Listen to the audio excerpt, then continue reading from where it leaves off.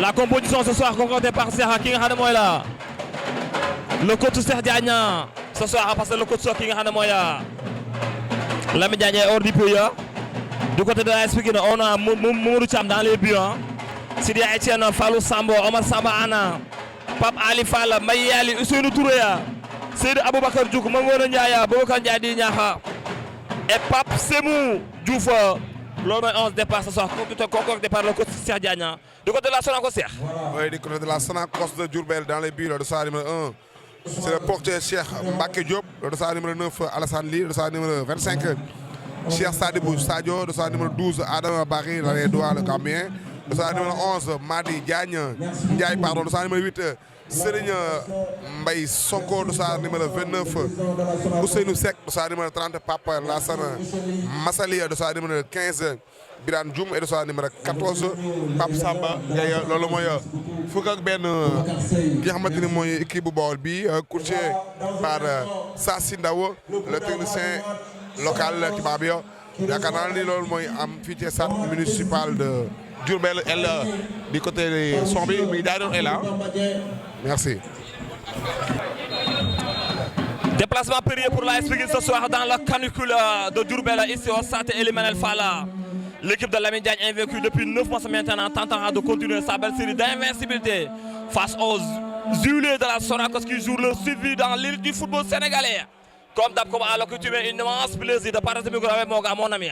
L'homme à la voix d'or, Radio Fidiko, alors le président Mourou Alamat Cheikh nuyu naa la. di la fay Ibrahima Sila Thiat Thiamañ Arxa Gombas borom taax ma ñu teg na polo amoo ay roqee da ba seen borom Mbour Petit Côte borom stade Mbour ballon bu njëkk la Boubacar Ndiaye di ñaax si Sidi Aboubacar Diouk l'intervenant Yvain mu def benn plan si Sidi Etienne Atta Diagne. Sidi Etienne Atta Diagne mais ce contrôle magnifique du côté pikinois. Sidi encore mu joué ki nga xam ne mooy Mangona Ndiaye.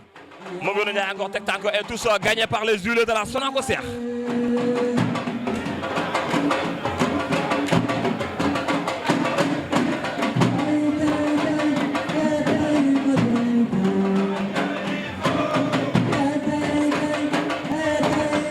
Encore ça joue encore pour l'équipe pikinoise.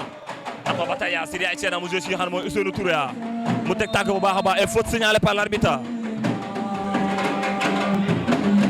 Encore sur le corner péta pour Mangona Ndiaye. Mangona Ndiaye, le jeune Mangona Ndiaye. Mangona Ndiaye, Jackson Karabadja encore dans mon centre qui est là. Ça passe au-dessus Cheikh. C'est bien joué de la part de Mangona Ndiaye. C'est bien joué de l'international local Mangona Ndiaye. moo doon def benn poste noonu ci le capitaine de Sonacos Diourbel et le ballon récupéré par le portier Cheikh Mbacké Diop. Beaucoup de bruit. L'arrêt gauche c'est Madi Ndiaye. Ce soir am na gros client Mangone.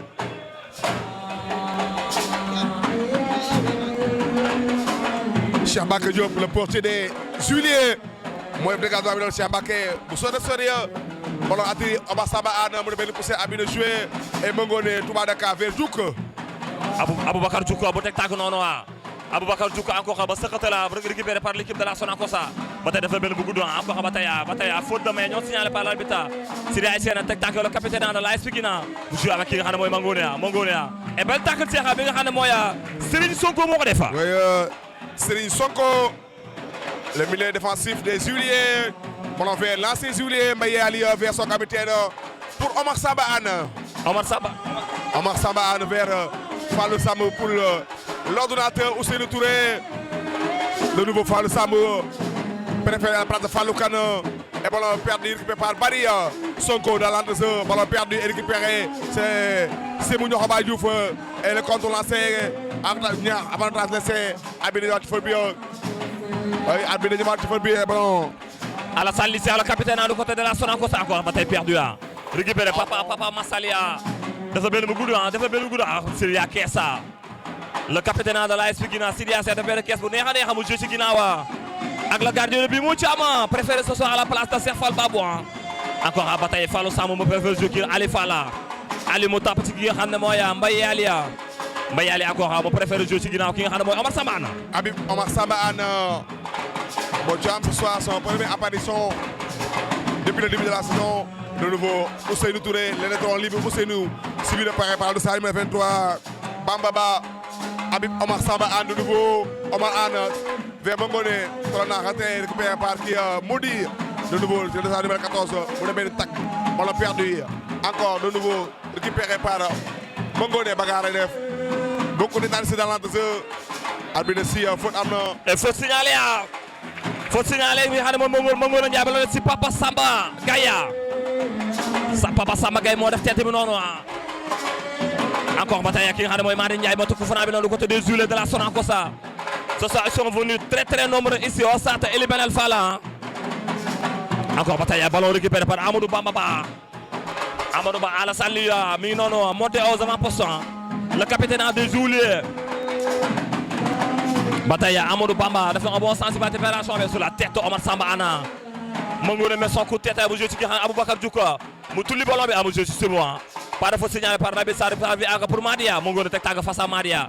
Encore dans l'entre-jeu encore bataille sëkkate la. Encore mu joué ki nga xam ne mooy Mangone Ndiaye mu def benn passe ki nga xam ne Sidi Aïssena. Son capitaine Leclerc vers qui Mama Habib Samba Anna. Lancé de Wally dans le tiers vers Fallou Sambou. Fallou pour qui Boubacar Ndiaye di ñaax. Lui aussi tey la am son première utilisation. Attention ballon Papa Ali Fall a bien joué, il n'y a rien. Papa Ali de nouveau, Moudak Diouane, Ousseynou Touré benn place, Papa Ali Fall, monte sur la poste, suivi de par Adam Barry le Gambien. Et ballon perdu par Papa Ali Fall. C'est son bon appel, si Ousseynou Touré, Adam Barry. Vous savez que nous, dans l'entreprise, nous avons une solution de Am. Day dagg xale bi day dem mi ngi dem de nouveau attention Fallou Sambou. duel avec Fallou Sikodik benn yoon ñaari yoon dagaat ñëwaat noonu ci kii toujours les huiliers ñi te ballon bi di taka Adama Bari le Gambien Adama Bari de benn centre noonu contré par Papa Ali Fall récupéré par Mbaye Ali l'ancien de Sonacos Diourbel Diouk vers qui Fallou Sambou pour Motiam le natif de Pikine Natangé Motiam de nouveau si kii Mbaye Ali encore ba tey mu jël ki nga xam ne mooy Omar Samba Anna Cheikh Zénos ki nga xam ne mooy Fallou Sambou pour qui Ali Fall le Faticois mu def benn tape pour Sémou Niokhoba Diouf mais le dépassement Zahir pour ñëw et ce ballon bi et ballon pour le capitaine Alassane Ly le dossard numéro 9 lii Alassane mu def benn passe di nante se bi mu dagaat noonu ñëwaat noonu ci xamante ne mooy Papa Samba Gaye Papa Samba Fata kii Sidia Papa Samba Gaye benn passe attention heureusement moo càmbaay le cas yi noonu et c'est pas sûr c'est pas sur ces actions-là, il faut que nous ayons concentration au baax a baax. Sur ces sorties, nous avons assuré le jeune Motiam. Son heure est sonnée. Il faut réaliser un double masse XL. Motiam, le gardien de but de la expliqué encore de belle passe encore à l'occurrence qui est Sidi Aïssena. Def na benn bu gudd pour xool Boubacar Ndiaye di ñaax mu def un contrôle magnifique. Da koy bàyyi ki nga xam ne mooy Ousseynou Touré. Boubacar Ndiaye di ñaax mu jóg ki nga xam ne mooy c'est moi mu def benn passe Mbaye Ali l'ancien successeur de la Sonacos mauvais passe Mbaye Ali encore mauvais passe Mbaye Ali encore attaque placée encore pour l'équipe de la Sonacos ba tey ñoom ñu ngi ci bu baax a baax encore teg tànk ñëwaat noonu ay faute signalée par l'arbitre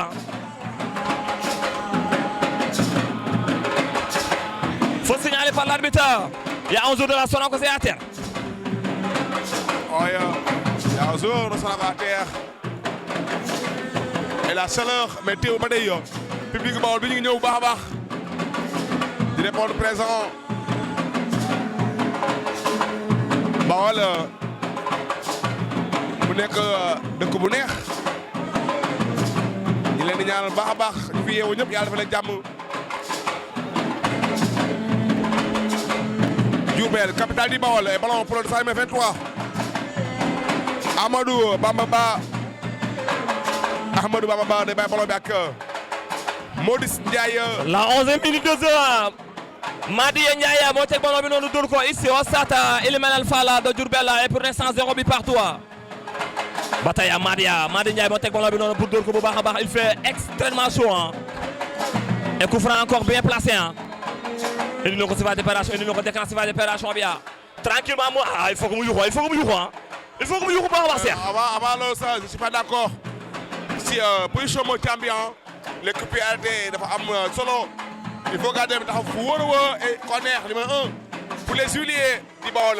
et corner là pour les huiliers de la Sonacos Papa Massamba Gaye moo teg corner bi noonu pour dóor ko bu baax a baax il faut que ñu xool parce que Alassane Sy jour tête la il faut que ñu xool ko bu baax a baax a baax Papa Massamba Gaya mooy nekk noonu pour dóor ko woo indi na ko si phase d'opération bi dégagé par Sidi Aïtena encore ça revient il y a faute sur Sidi Aïtena. Oui, le capitaine charismatique Etienne Sidi Ata Diagne. Et bien récupéré par Mocham, le portier. Mocham, le gardien de but de l'AS Pikine, Mamadou Chama. Et pour l'instant, on est à la 8e minute de jeu ici. On s'est éliminé Alpha. 0 but partout si vous nous rejoignez. Encore à bataille ñu ngi ci. Mamadou Chama, le gardien de but de l'AS Pikine. Cham Mamadou def na benn bëgg pour chercher Mongone Madi Dia ci kanam Mongone il y a faute de Mongone Sir Madi Ndiaye Mongone Ndiaye le jeune Mongone sélectionné par Souleymane Diallo. Je pense dina laisser sélection bi pour dem CHAN bi bokk ci demande couleur ou gaynde yi ballon pour le capitaine Alassane Ly vers son potier Cheikh Mbacké Diop. Le gardien de but du côté de la Sonacos Cheikh Mbacké def na benn bëgg pour chercher ki nga xam ne mooy Massamba sur la tête de Sidi Aïtien, ça revient pour Madi Madi encore ba tey Madi Ndiaye mu jël ci nga xam ne gardien de but Cheikh Mbacké Diop du côté de la Sonacos Cheikh Mbacké def na benn bëgg tire relance très loin mais Ali Fall est là pour le veiller au Guinée mu tulli bolo mu génn tous dans écarté par Papa Ali Fall Adama Bari pour que Serigne Sonko de nouveau bu ñu doon ci Sadibou de nouveau Adama Bari le Gambien mu def benn sondeel pour que Sidia ou Mocham dans les airs tranquillement. Mocham va accueillir ce ballon tranquillement du côté des Pikinois encore Mamadou Chama mu jël ki nga xam ne mooy Fallou Samba Fall mu def benn passe bu baax a baax mu jël ki nga xam ne mooy Omar Samba Ana Ousseynou Touré de l'information la mauvaise passe de Ousseynou Touré à reconnaître Sidi Aïtena c'est Mbayali Ousseynou Touré moo def contrôle boobu noonu joué ak ki nga xam ne mooy Sidi Aïtena encore ça revient encore ba tey Madi def un bon sens ci opération bi c'est pas sûr il faut que ñu jël dès le départ il y a du pouvoir surtout en premier poteau sur les deux saniers centraux entre Omar Ane Fallou Sambou de nouveau Sirki Diouk l'intéressant Yvain Aboubacar Diouk pour Boubacar Ndiaye il est un peu vieux ñaax Adama Bari ballon monté à 3 postes. Encore bataille ñu ngi si Birame Diouf vraiment Birame amoo centre tir corner et pour l'instant c'est ñoom ñoo ñu gën a ñëw ñoo gën a ñëw il joue à domicile am na seen public malgré salaire bi day métti les organisateurs mais ñoom ñoo gën a mën climat bi les Dakarois et ñoom du excuse mais ba tey bool ñu gën a ci match bi Ahmadou Bamba Ba mooy traversé tout au long du terrain Cheikh ñu pour ñu dóor ballon bi y a Alassane y a Cheikh Sadibou ay ñool lañu il faut que ñu jox concentration ci ginnaaw Bataya encore Bataya Ahmadou Bamba Ba mooy te corner bi noonu pour dóor ko bu baax a baax corner sortant encore tranquillement Mocham va cueillir sa ballon Cheikh le gardien de but là dans le but relance bu gaaw a gaaw bu jël Aboubacar Diouk contre lancé par Diouk si Mangone la balle n'a pas appuyé et voilà perdu et récupère de nouveau parce que ballon contre par Diouk et tous gagné par l'arrêt garde gauche des Juliers. Encore Bataya Madia l'arrêt garde du côté des Juliers de la Sonacos pour récupérer le ballon bi noonu dafa jóg ki nga xam ne mooy Massamba Gaya si yaay jaana ci kanamam dégagé par la défense du côté Pikinois Boubacar Ndiaye di ñaax face à Adama Bari encore un duel perdu récupéré par Serigne Mbacké Sonko mu jël ci Birame Diouma mu jël ci Serigne Mbacké Sonko encore Bataya Fallou Samba ñëw na noonu ñoo la ressource Fallou Samba face à Sonko ñoom ñaar mu jël ci Birame Diouma mu delloo ko ci nga xam ne mooy Sonko mu jël ci Birame Diouma un jeu très dangereux belle protection Cheikh de se retrouver. C'est le patron Ousseynou Touré l'organisateur et l'ordonnateur de l'entraîneur Pikinois moo demee repli défense bu am solo ci xale boobu nga xam ne mooy Ousseynou Seck Mocham Jean Pierre mën na ko mais da gën a wóor Habib mu ne benn jogoraa bu solo c'est bon Mazepa Alassane Ly et Mangone encore Mangone pour qui des temps posés Mangone Ndiaye pour qui pour son défense centrale Fallou Sambou tranquillement l'axe central du côté Pikinois mu jël ci ginnaaw ki nga xam ne mooy Ali Falla Ali dafay tàpp ci Ousseynou Touré parce que il faut que ñu ko appuyer encore joué na ci Ousseynou Touré le métropole du côté Pikinois Ousseynou Touré mu jël ci Mbaye Ali Cheikh Mbaye Ali le revenant un ancien joueur de la Sonacos il y a faute sur Ousseynou Touré Cheikh. Il y a faute mais sur théâtre je dis daal entre Mbaye Yali et Seydou Touré na gën a wóor parce que souvent arbitre yooyu di ko sifflé te pulse bi dafa neex tàlli ñaret il faut pas que appui bu baax a baax et Mbaye Yali moo defoon si noonu pour ñëwaat mais beaucoup d'ambiance beaucoup de bruit sur cette minute par là de Diourbel de éliminer Fall lañ ko dajee Fallou Sambou. encore ba tey ça joue encore pour l'équipe Pikine encore ba tey Ali Fall encore ba tey Ali Fall day teg tànk bu baax a baax Ali Fall jëm a jaar ci kanam Ali Fall jaar ci kanam bu baax a baax Ali Fall da benn passe pour Boubacar Ndiaye di ñaax ba tey face à Stade Bouba ñaax Boubacar Ndiaye y a pas de faute signalée par le FIBA mais il y a 2 jours à terre il faut que arrêter le jeu encore tous gagnés par l'équipe Pikine Cheikh. je pense que contact yooyu ko war a atee ak chaleur bi fii nii boo jëlee coup yooyu day métti et je pense que yooyu il faut ñu bàyyi ci xel bu baax a baax et y a Zozo à terre du côté Bawol et les huiliers je pense que Adama Barry la Gambie à terre l'arrêt garde droit des huiliers moo daan noonu et un Pikinois à terre aussi Thiat.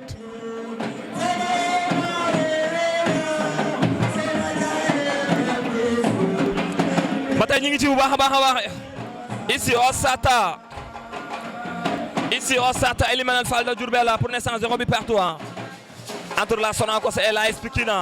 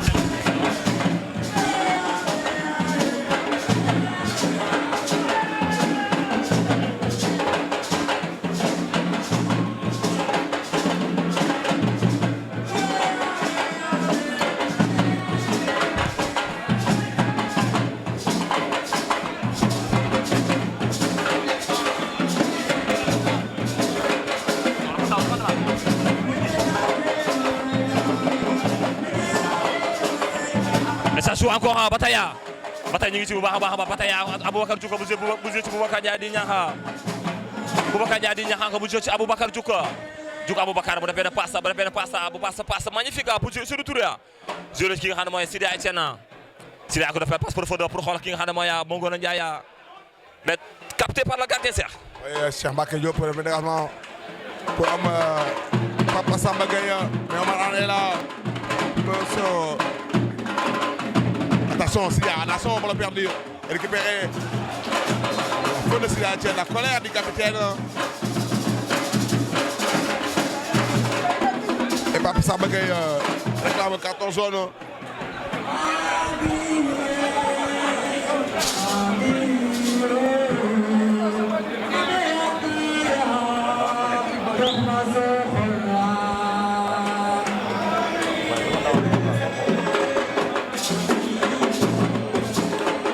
Ahmadou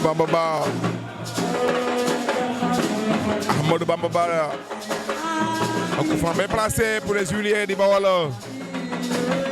Encore coup franc encore pour les huiliers de la Sonacos un bon centre de bien soya. Il faut que nous marquions à la culotte Surtout sur le point de pénalty bien. Beaucoup de liberté, heureusement pour Mocham, heureusement pour nous. Ce sera Zaï, il est seul dans l'axe. C'est Sonko. C'est Serigne Samba Sonko.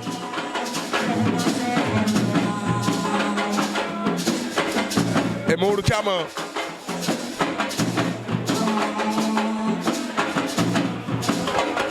Maodo Thiam, le gardien de but de l'AS Pikine. Maodo Thiam a donné encore le but pour Khol. C'est bon encore. C'est bon encore. Il a fait une passe profonde pour Khol Alia. Repoussé par la défense. Encore ça revient à Boubacar Ndiaye di Niakha. Bougé ak xam mooy c'est bon.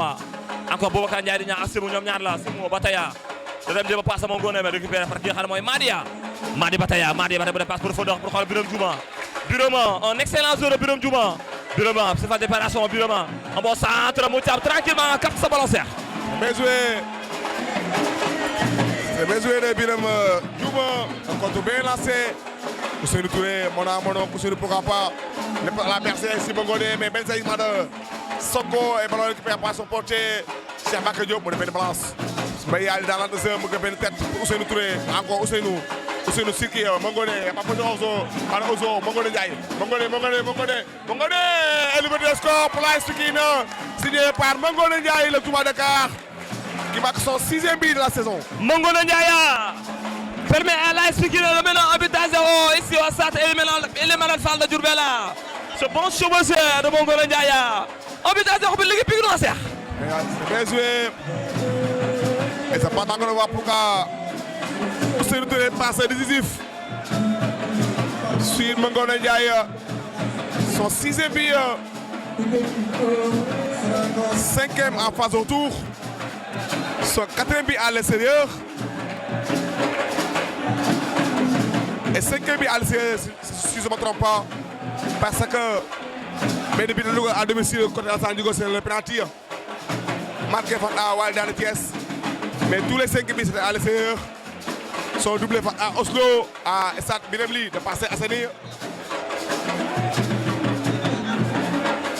Mangone Ndiaye permet à l'AS Pikine de mener un but à 0. Oui, ici au stade Elimane Fall de Diourbel.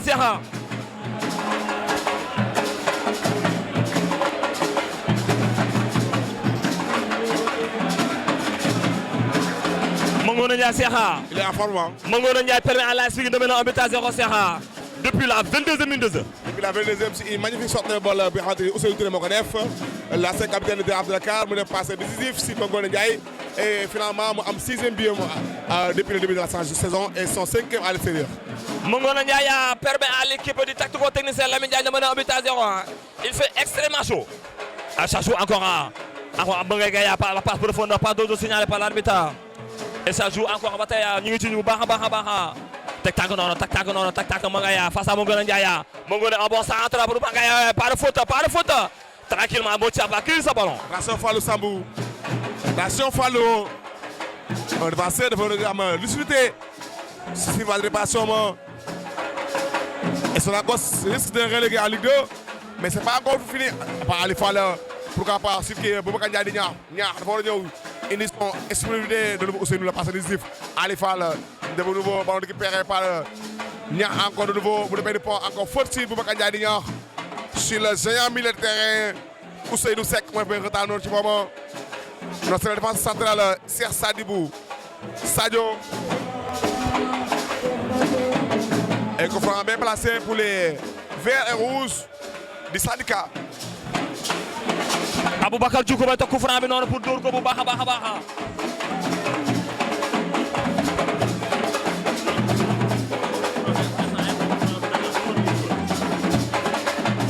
Encore Aboubacar Diouf.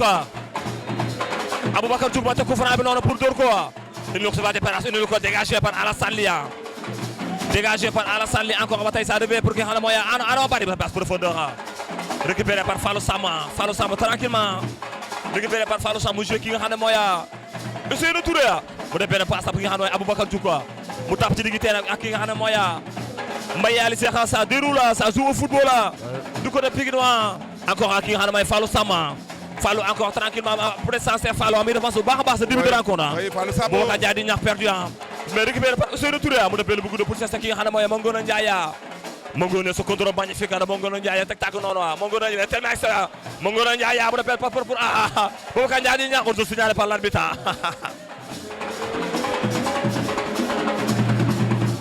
Attention Serigne Cheikh Bakary Diop.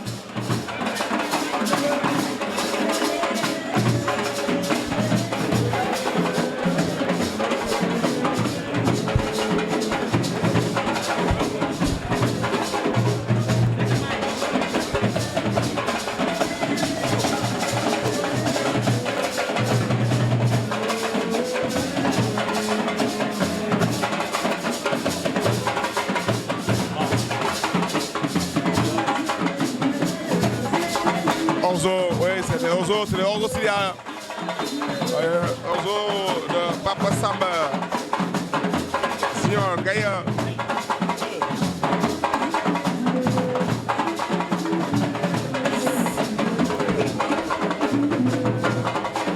Mochama. Mamadou Thiam pourquoi mu ngi réaliser un crisis pour ses débuts Mamadou Thiam de nouveau pour Amadou Abi Samba Anna mu ñaanal ci lancer de Diourbel Mangone le buteur attention tacle de pied session est récupérée par Diouk. Et ça revient encore bataille Aboubacar Diouk tek tak non face à Semoa mu jël ci mo deuxième Mangone Ndiaye encore Mangone Ndiaye tek tak il y a faute de main non signalé par l'arbitre.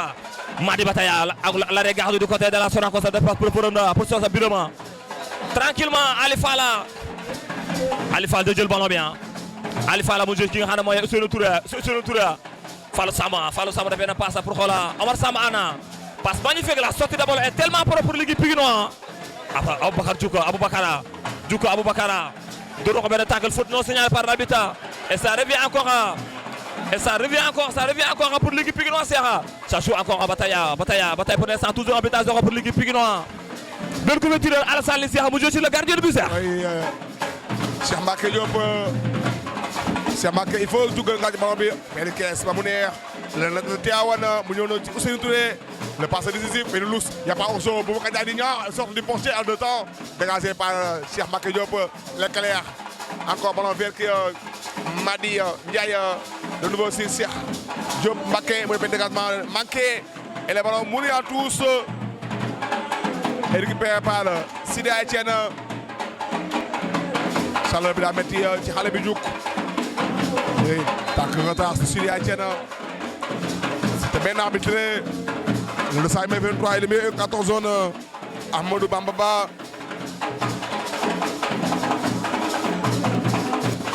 25e minute depuis la 22e c'est Mangone Ndiaye qui ouvre les scores ici au Ilimanel Fall de Diourbel.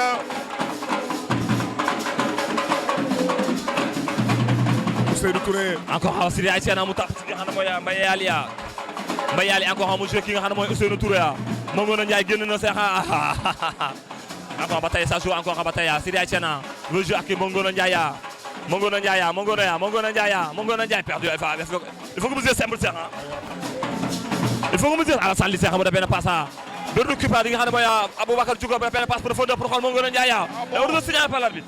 Il y a pause. Mangone converti par Sonko. Serigne Sam Sonko moo convertir mais la sabine ñu juuma c'est pas Sonko c'est Ousseynou Seck Cheikh Mbacké Diop Verski Madi Ndiaye à terre Habib Anne dans les airs et Ousseynou Touré qui récupère vers Fall Sambou avantage laissé Fallou Sirki Mbaye Ali le Saint-Louisien vers Omar Samba Anna mu préfère jouer ki nga xam ne mooy Sidi Etienne encore dafay ne passe pour xoolal ki nga xam ne mooy Ousseynou Touré encore mu joué encore ak Omar ak Mbaye Ali mu delloo ko ki nga xam ne mooy Ousseynou Touré mu def benn passe pour Fallou Samba. Fallou le fait Guédiawaye vers ki Mbaye Ali bu ñu avancé la 26e minute de jeu ici au stade Alassane ici au stade Ilimanel Fall de Diourbel et pour l'instant Pikine mène toujours un but à 0. Mbaye Ali encore mu préfère jouer ki nga xam ne mooy Omar Fallou Samba mu jóg ki nga xam ne mooy Mbaye Ali Mbaye encore dafa benn bu gudd pour ça Sidi dafa xaw sori bataille Sidi Kesan encore faute non signalée par l'arbitre Omar Samba Anna dafay jouer ci ginnaaw ak ki nga xam ne mooy Mouthaba mooy yaa faute c'est Sidi mais arbitre borsul benn yoon sifflé ma Mangone de pardon c'est Ousseynou Touré Papa Ali Fall Fatickwa Papa Ali mu dagg noonu si Boubacar Omar Sebou parce que boo joxo ñaax tapati ñaax Papa Ali il faut que j'ai une première intention ñaax et benn retour Cheikh ki nga xam ne mooy à l'occurrence Cheikh Saad bu mu ñëw def leen tackle noonu bataille tous récupéré par ki nga xam ne mooy Ali Fall mu joué ki nga xam ne mooy Mbaye Ali mu joué ci Aboubacar Diouk mu tàpp ci ki nga xam ne mooy Sidi Etienne mu joué ci ki nga xam ne mooy Aboubacar Diouk mu passe profondeur pour Ousseynou Touré Alassane Ly et autres signalé par l'arbitre. L'appel est bon mais aussi la passe de Diouk est magnifique malgré am na position aujourd'hui Ousseynou Touré mais loolu dafa nekk qualité xale bi ce jeune international sénégalais Sadio pour son poste Cheikh Diop mu demee dégagement bu sore Fallou Sambou dans les airs et Mbaye Ali encore mu jël benn coup noonu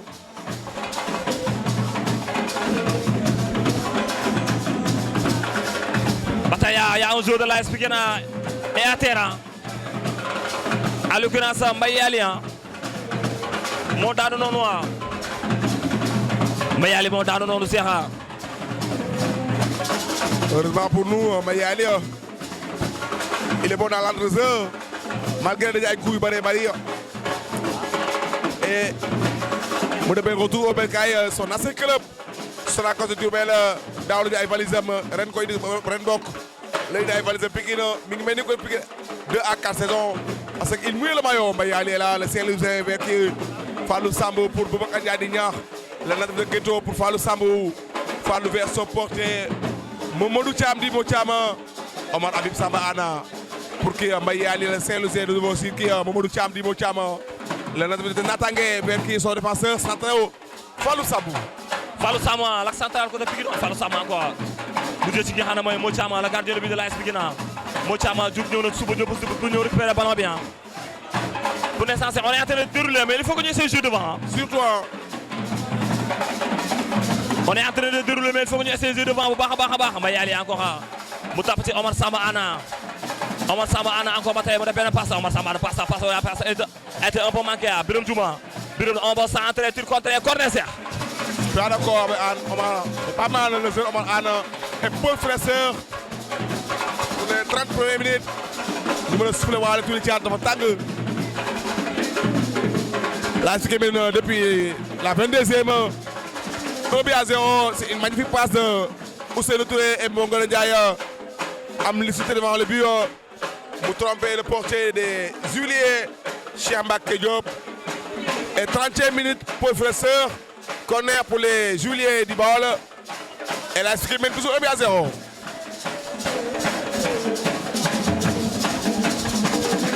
Et c'est la pause Fraisseur ça permettra à tout le monde de se rafraîchir ñëw naan lu sedd parce que dafa xaw a tàng trop il fait extrêmement chaud ici au stade Elimane Fall de Diourbel extrêmement chaud.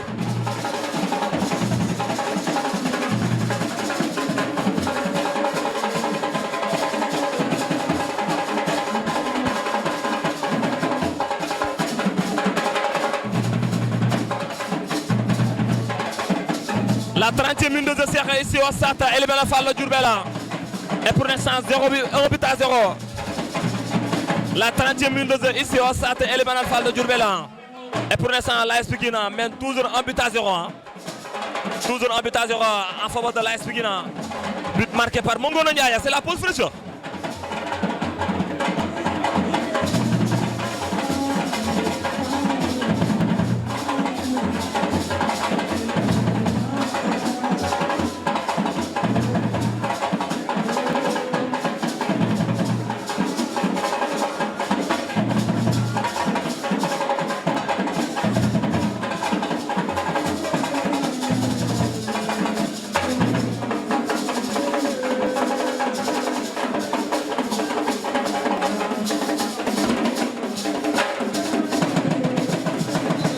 La pause fraîcheur ici au stade Elimane Fall et pour l'instant toujours 1-0 en faveur de l'AS Pikine mais on est en train de dérouler xale yaa ngi ñu ngi ci bu baax a baax malgré li ñuy jël suñu ginnaaw dafa bari mais xale yi ñu ngi def à toi ama du jeu bu baax a baax. mais loolu moo jëm soo lii si ginnaaw moo bari malgré am na bi boo xam ne di sotti bal au Ousseynou Touré si son technique si son vision de faire vocation offensive mais l'équipe dafa am di jouer ci ginnaaw Mbaye Ali il est trop bas comme un défenseur central. Encore c'est la reprise et corner pour les huiles de la Sonacos.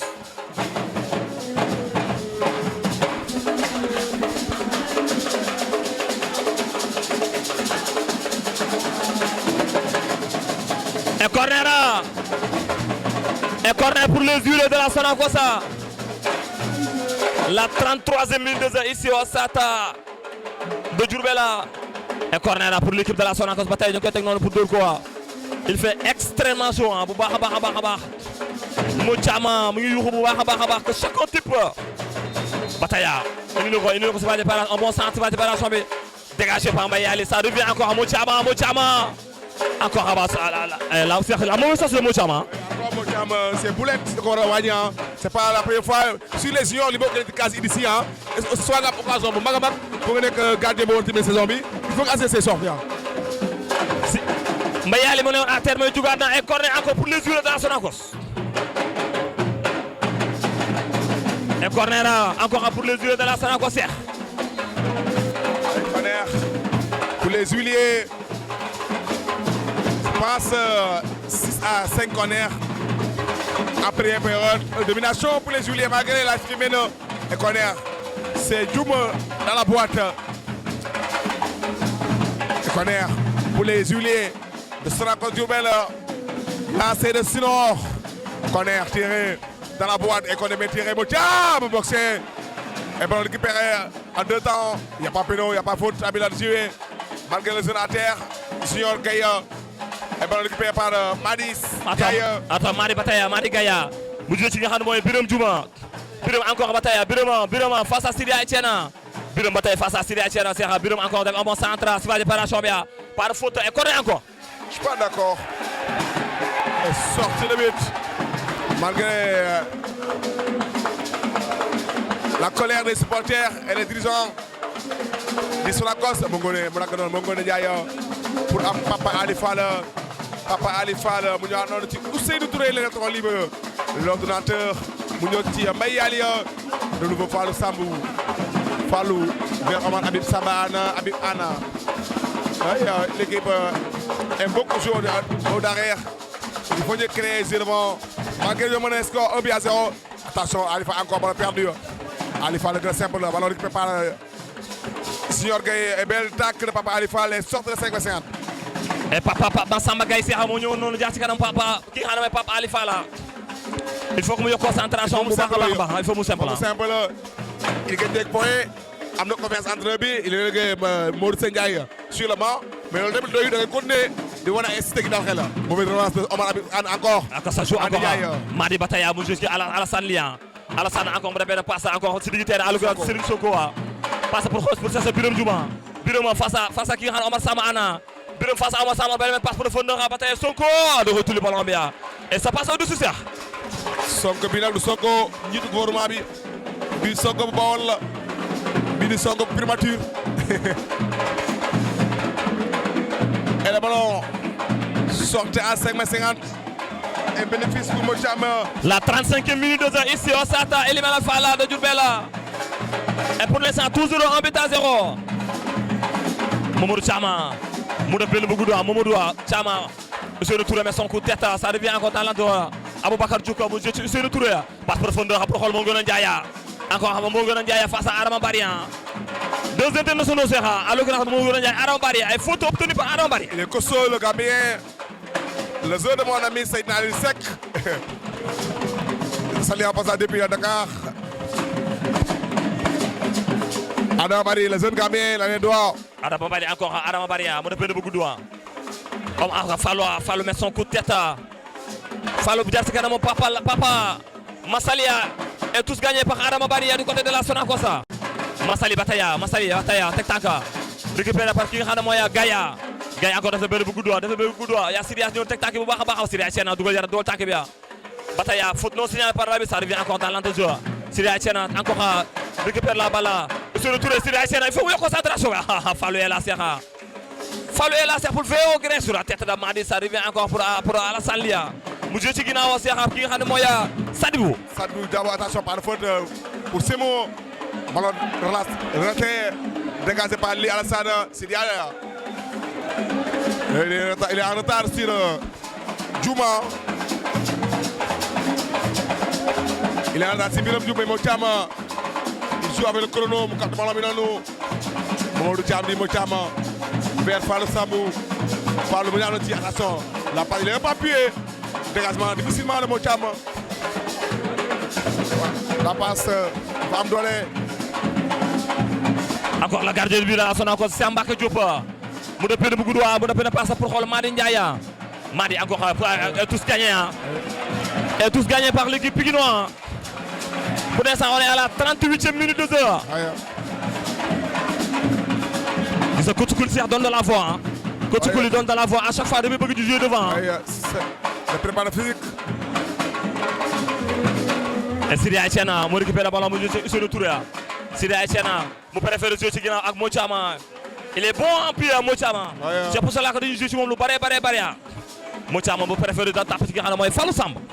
Samb papa Ali Fall Pataki Madi Ndiaye bala côté par Madi Ndiaye changement dañ leen def moom ak Biram Diouma couloir gauche bi Madi def droite bi après 30 minutes njëkk yi ñoo ñaar rëpp juk centré par Adama Bari bousculé par Bari encore Abine y a pas faute et le ballon encore envie attention le pied de Biram dagg benn yoon attention l'appel est bon Biram Pataki Biram Papa Nazam Biram Sidia tac mais d'appui sorte de tous et corner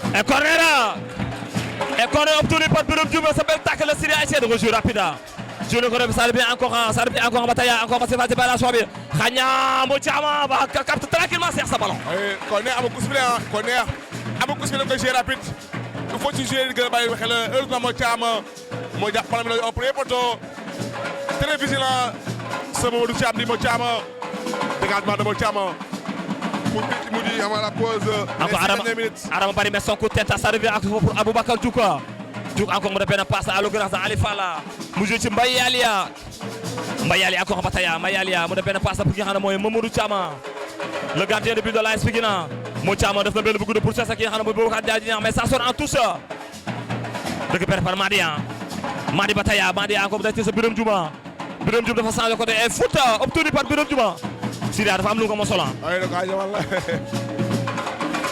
le jeune Sidia et Thierno Diagne le capitaine Alassane Ly mi ngi demande un carton pour Sidia si Biram Diouma geste fait par entre Sidia et Biram et coup franc encore pour les joueurs de la Sonacos Bataya Aline Ahmadou Bamba moo teg ballon bi noonu Alassane Ly doon dugal na ko ki nga xam ne mooy Diouk daanu na Cheikh Diouk daanu na et carton so pour Alassane Ly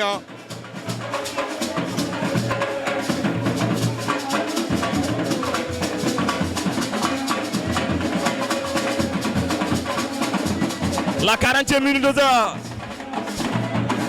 et coup franc pour Ahmadou Bamba Ahmadou Bamba moo teg coup franc bi noonu pour dóor ko Ahmadou Bamba un bon sens par l'opération bi sur la tête de Omar Samba Ana ça revient encore Boubacar Ndiaye ñax mu passe profondeur pour xool ki nga xam ne mooy Semois et faute non signalée et faute signalée par l'arbitre et pourtant ça a mené un carton jaune mais Bari en position de défenseur et averti en carton et carton pour deux cartons pour les huiler entre le capitaine Alassane Ly et le Gambien Adama Bari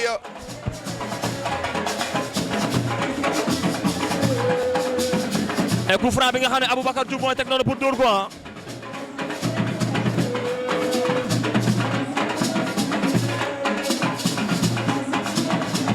et pas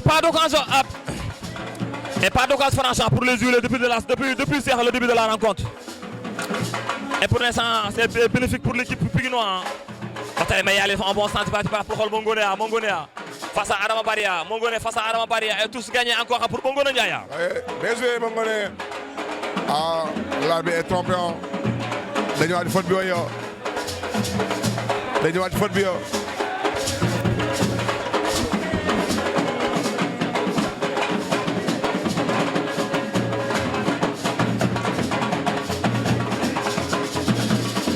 Adama Bari le Gambien Mongone Ndiaye Madi centre par dégagement de Fallou Sambou. Dégagé par Fallou Sambou, ça arrive encore en bataille sur Sonko. Récupéré par Aboubacar Diouk. Au présent, on est à la 41e minute. 1-0 pour l'équipe Pikinoise. Bataya. Mbayali bi def benn bu xossé sa Boubacar Ndiaye di ñaax ma récupéré par Madi du côté de la Sanakosa. Bu defee dagwaj def benn passe pour xoolal Biram Diouma. L'excellent Biram Diouma day passe profondeur. Attaque placée pour les huiles de la Sanakosa. Encore bataille bu def benn passe pour xoolal Madi bu teg tànk bu baax ba def un bon centre. Bataille ça revient encore à Ali Falla. Bonne défense de Ali Falla. Dégagé par Fallou Falla. Pour permettre Cheikh Boula bi pour avancer. Oui, Fallou bi attention.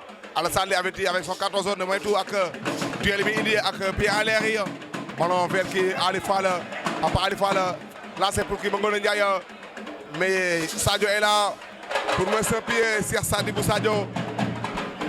Et dans écarté, tout se fait par Ali Fall. Touche obtenu par Ali Fala. La panique du côté des Zulus. Hein. Il faudra essayer de marquer ce deuxième but. Hein.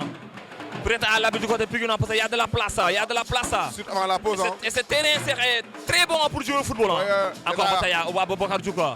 Monsieur Chigina, Ali Fala en bon sens de préparation. Mais bataille repoussée par Madi. Ça revient encore pour Kihana Moya. Sidi Aïtiena. Mu defee passe profondeur pour xool Boubacar Ndiaye di ñaan de déviation à passe boobu noonu da ko xaw a yombal da ko yombal trop Cheikh. Oui, il faut gën a jël tànk ballon bi avant mi temps de talonnage bi et bon récupère dans l'angle de ce Sonko la paix de Biram Dioum face à Sidia Dioum Biram mu ñaan ci kii Sonko ba avec ànd calcité Sonko lu mu ñaan Dioum Biram te sant non dañu dig tay mi pour am que signor attention dagg benn yoon encore ballon contré si bi prépare Diouk du ko bàyyi benn yoon ci Amadou Bamba bu ñëwaat noonu ci digg Guinée bi ba ci ginnaaw ba Sonko encore Bataya Sonko dafa envoyé tey xaaña tir lointain et ça passe au-dessus sortie de 5m50 récupéré ki nga xam ne mooy Mamadou Thiama et pour l'instant on est dans le money time la 44e minute de temps Sidi Aïtiena encore ba tey belle passe pour xool Boubacar Ndiaye di ñaaxa encore ba tey ça joue encore Sonko récupéré par ki nga xam ne mooy Djouko Bataya dafa def passe pour xool Boubacar Ndiaye di ñaaxa la sortie et 3 minutes de temps additionnel. ay 3 minutes passe bi daa am doole si le natif de Guédiawaye Boubacar Ndiaye di ñaax ballon récupéré par kii chez Amadou Bamba pour kii Madi Ndiaye pour son capitaine Alassane lii Alassane bu ñu àndoon ci kii Cheikh Sadibou Sadio. Cheikh Sadibou encore pour l'instant on est dans le money time 3 minutes de temps additionnel ici au stade Elimanel Fall de Diourbel Sadibou mu ci ginnaaw la gardien de but Kébé ba tey moo teg tànk noonu bu baax a baax def na benn bëgg pour xool Gaya Ali Fall foog mu teg tànk bu baax a baax Ali face à Gaya ba tey moo teg mu ñëwaat noonu mu ci Adama Barya mon course de main préparation bi Mo Thiama dans les airs faute signalée par l'arbitre Cheikh. Toujours j'ai peur sur Mo Thiam Thiat c'est sorti il faut mu gën a ko wóor gën ko assuré mais am na faute certes ak Cheikh mu def ci moment mais heureusement pour lui encore. Mo Thiama est à terre du côté Pikinois Cheikh ça lui permettra encore une fois ñu gën a casser le rythme ñu gën a casser le rythme Cheikh bu baax a baax parce que pour l'instant il fait extrêmement chaud.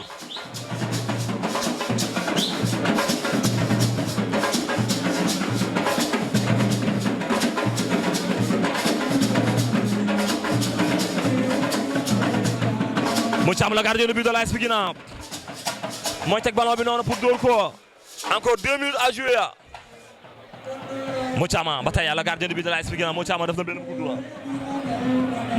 na benn gudd ba tey encore ba tey Alassane Ly ba tey ñëw teg tànk noonu encore sur la tête de Sonko récupéré par Adama Barya contrôle raté de Adama Barya ba tey ñu ngi ci baax de phase profondeur sur la tête ba tey ñu ngi ci baax a baax et faute à l'occurrence xam ne Ali Fall moo ko def. Oui, c'est Papa Ali Fall ce soir tey daanaka gën a ñëw ci match yi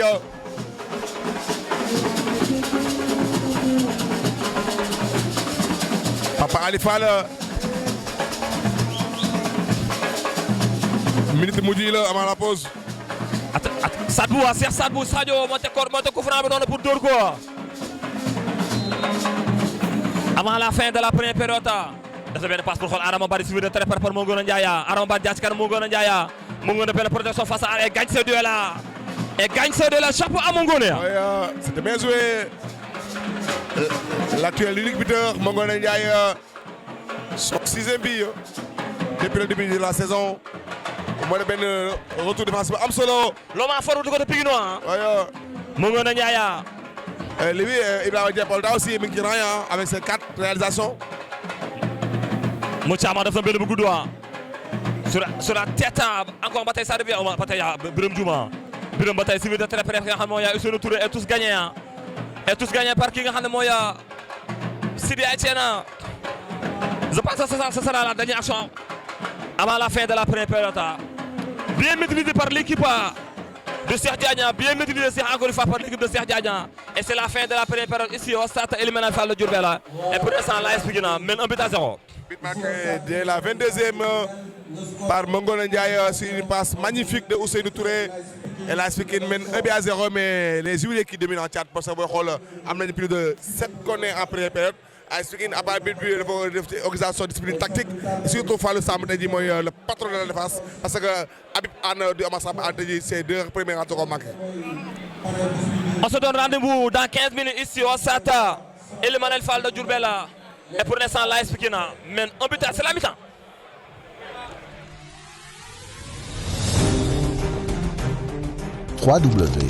www.aspikine.sn. La seconde période.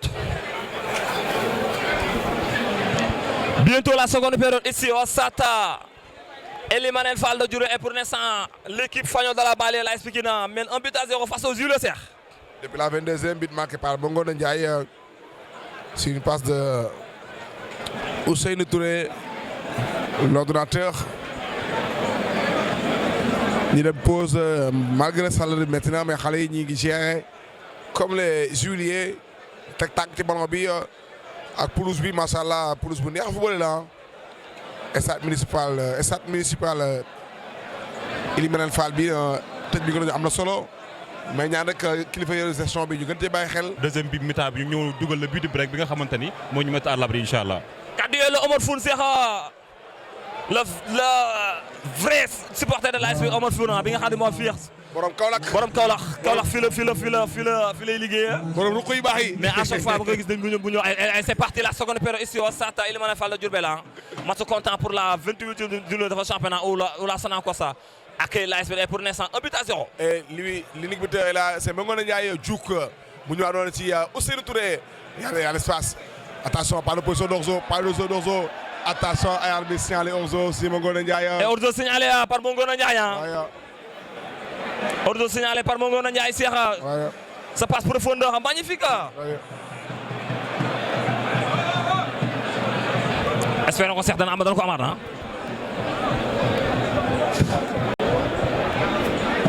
Et bon récupéré dans l'entrejeu.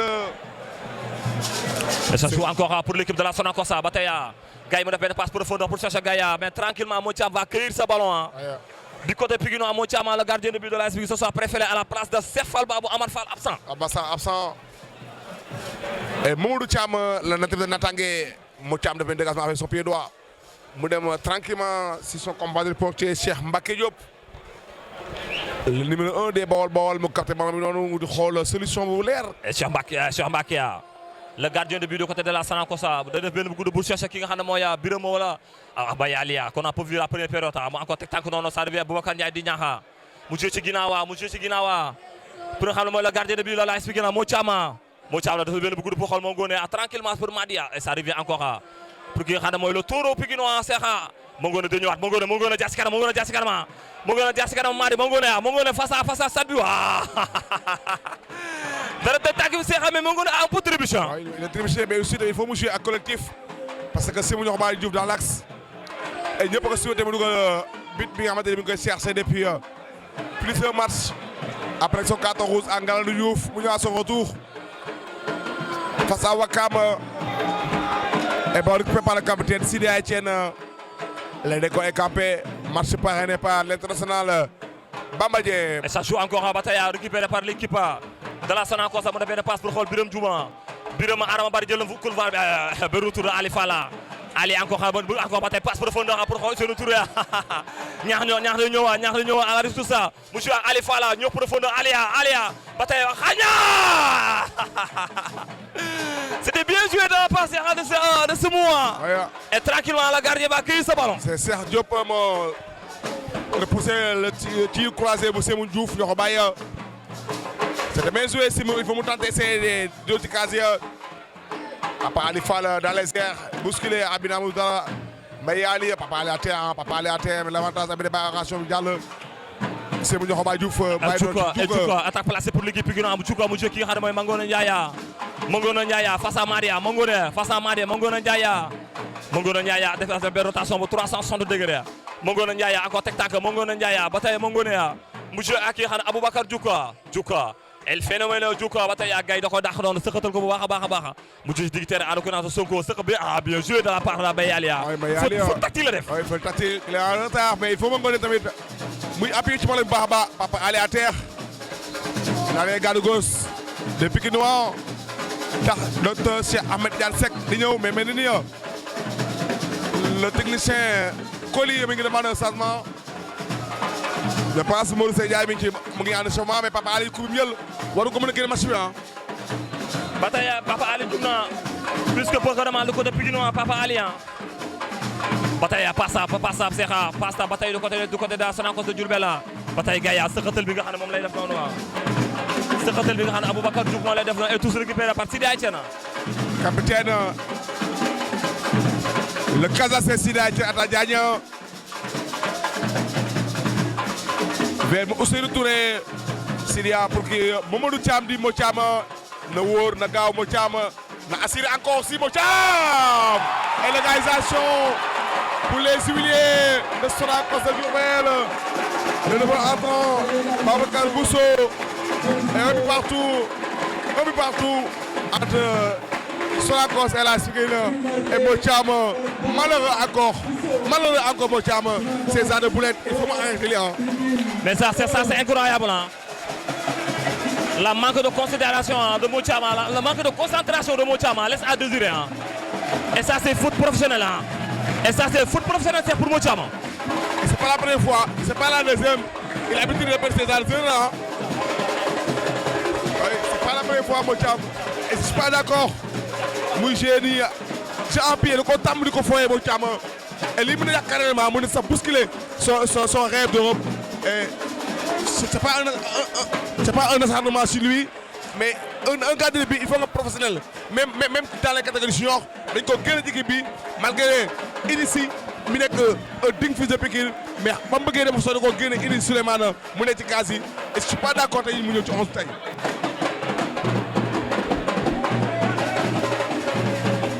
C'est un boulette. Ou manque de professionnalisme,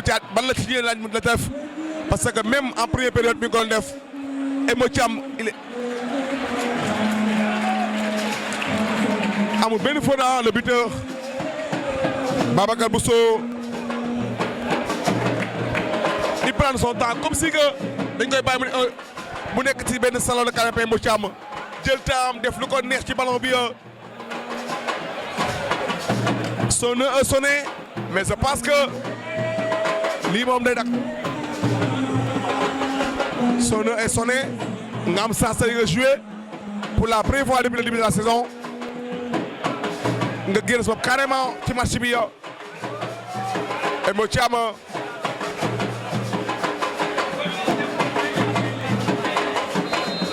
et le jeu est repris Papa Ali Fall mu dagg benn yoon Papa Ali Ousseynou Touré ma contre récupéré par les Juillet dans l'entrejeu bari pour qui Biram Djouma Biram Papa Ali Fall Biram Djouma ban spansan Biram encore Biram Papa Ali ses appuis le centre est bon contré par le faute Djouk l'appel est bon il faut que passe ko fii ci Boubacar Ndiaye di ñox attention Akhora Alassane Ly est faute. Il faut signaler par sur Alassane Ly. Il faut signaler sur Alassane Ly.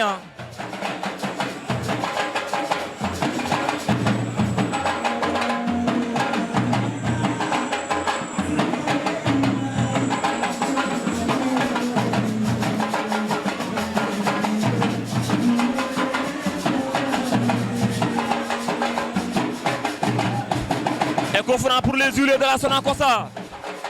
Alassane Ly moo nekk ci kanam ballon bi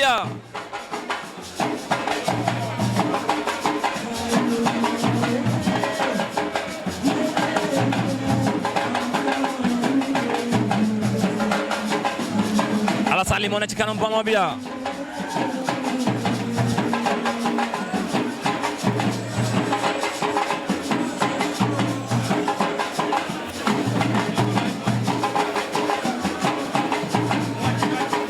et coup franc pour l'équipe de la Sonacos Alassane Ly mooy coup franc bi noonu pour dóor ko baax a baax Alassane tranquillement dans les bras de Mo Thiam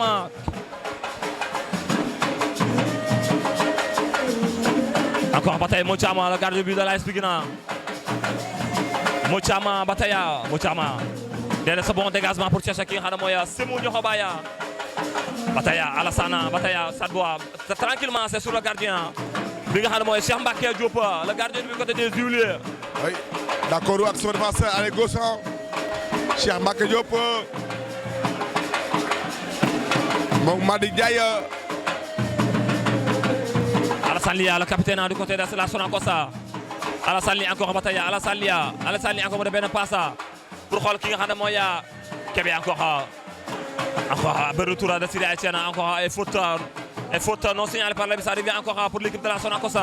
peut-être ñu ngi si dans l'entretien pour l'instant ñu en seconde période dañu benn image. dañoo gën a ñëw comme ni ñu jeexalee première période bi Adama Barry maanaam mu ngi tous encouragé par les supporters des Juliers di Bawol Papa Ali Fall il faut mu gën a tàkk tous les jours et là attention Ousseynou Touré Papa Ali da wóor y a pas faute. aywa daa xaw a nooy. Adama Barry encore dans benn douce rapide encore Ali Fall il faut mu jox information ci gars en bout de jeu ci nga xam ne Omar Samba Ana le gardien de but de l'AS Pikine Mongone demande la balle dafa leen bëgg pour chercher Mongone bu dee benn contrôle magnifique Mongone encore face à ki nga xam ne mooy Madia duel gagné par Madia encore ça revient encore faute bi nga xam ne Omar Samba Anta moo la def. waaw il faut Mongone aussi gën a muscler son jeu il faut mu gën a indi benn impact ci ballon bi muy récupéré mais daa xaw a nooy trop. et Doubou Sama bi Sonacos def mi ngi pot ay fruits entre Biba Touré et le buteur Babacar Bousso. et ça encore en bataille à Kébé bataille moo jël ballon bi benn passe pour xool Madia encore bataille Madia face à Sidi Etienne un bon centre de préparation bi Omar Samba Ana de tout le ballon bi pour permettre ba l'équipe bu avancer bu baax a bataille encore en bataille tous gagnés par l'équipe pikinoise.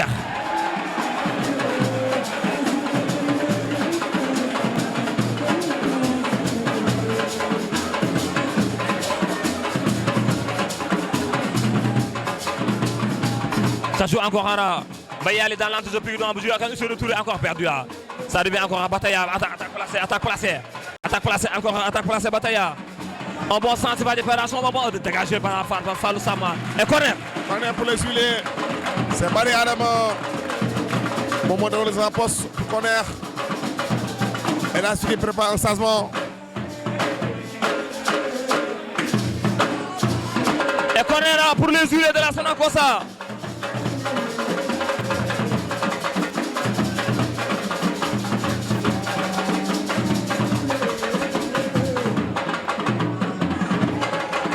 Et corner pour l'équipe de la Sonacos à l'occurrence Ahmad Bamba mooy teg ballon bi noonu pour dóor ko Bataya def un bon sens de préparation bi dégagé par Mayalia Bataya encore Bataya sous le soleil déviation ça arrive encore Mayalia soppi ko tout le monde encore le danger est toujours là day ñëwaat encore day ñëwaat Bataya Amar Sama de tout le monde Cheikh. oui Amar Sama oui Mongone n'est pas content sur l'attitude de Syria, le capitaine.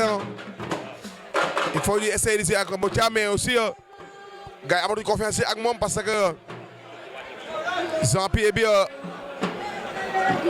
avoir confiance avec moi pour nous de l'information, nous des petits niar, plat de pied, déviation est bon, Fallou, écart danger, bon récupéré par Mayali. Maya, c'est Ousseynou, attention. Maya Fora.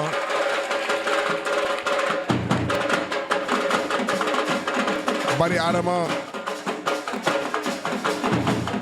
version capitaine Alassane mu ji ci ginnaaw la gardien de but du côté de la Sonacos def na benn bu gudd tranquillement mu Thiam ba kii sa ballon du côté Pikine mu Thiam la gardien de but de l'AS Pikine encore mu ji ci mu ngi xam Fallou Samba Fallou encore bataille Fallou Samba Fallou def na benn bu gudd pour xool Boubacar Ndiaye bu ñaaxa l'international Adama Barry encore de tous les ballons bi monsieur encore Mbayali de père de caisse pour xool Ousseynou Touré encore bataille pour Boubacar Ndiaye di ñaaxa et tous gagnés par l'équipe pikinoise zéro rapide c'est moi de xaña benn retour de Alassane. c'est bien sûr Ousseynou Touré si Ñox Baye Diouf et corner pour les Pikinois enfin ñu génn sur surface pour mën a créer danger tuuti pour indi inquiétude si défense huilier et corner Boubacar Ndiaye di ñaax. Boubacar Ndiaye di ñaax mooy teg corner bi noonu pour dóor ko Boubacar Ndiaye di ñaaxa Boubacar Ndiaye di ñaax mooy teg corner bi noonu pour dóor Jofane Cheikh mi ngi waaj a ñëw corner ma moo centre dégagé par Alassane Lia ça revient encore Sidi Aïssène face à Kébé encore Sidi Aïssène gàcce duel Sidi gàcce duel Sidi encore mu préfère jouer ki nga xam ne mooy Aboubacar Diouk Diouk ba tey dépasse profondeur déedéet Diouk de repère bu gudd change complètement le jeu bu joué ak ki nga xam ne mooy Boubacar Ndiaye di ñaaxa pas de signalé par l'arbitre Boubacar Ndiaye di ñaaxa centre bi il faut que mu am doole il faut que mu am doole.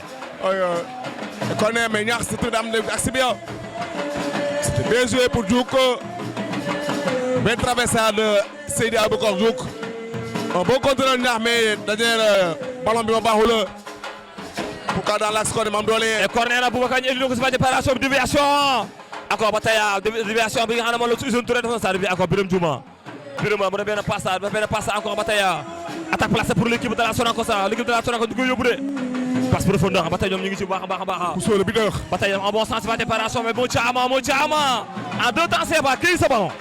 c'est bien joué. c'est bien joué pour Zerzen moo caama. il faut mu des si massif bu baax a baax. le dégagement de Mourtiam pour Mongone mais Madi dafa benn kees ba mu baax Madi Ndiaye mu ñëw na ci Signor Gueye ballon récupéré par le nouveau entrant et ballon perdu Papa Ali Fall Ousseynou Touré Ousseynou pour ñaax pourquoi pas ñaax Boubacar Ndiaye fa attaqué Baria Boubacar Ndiaye ballon perdu récupéré par Ousseynou Touré l'appel de Mongone Ndiaye bon y a pas position d'Orzo y a pas Orzo. encore Mongone Ndiaye dañu Mongone Ndiaye encore Mongone Ndiaye ba tey Mongone ba tey Mongone da koy dégg ak ki nga xam ne Aboubacar Diouk mu def benn passe Boubacar Ndiaye di ñaaxa il fallait faire un centre Cheikh.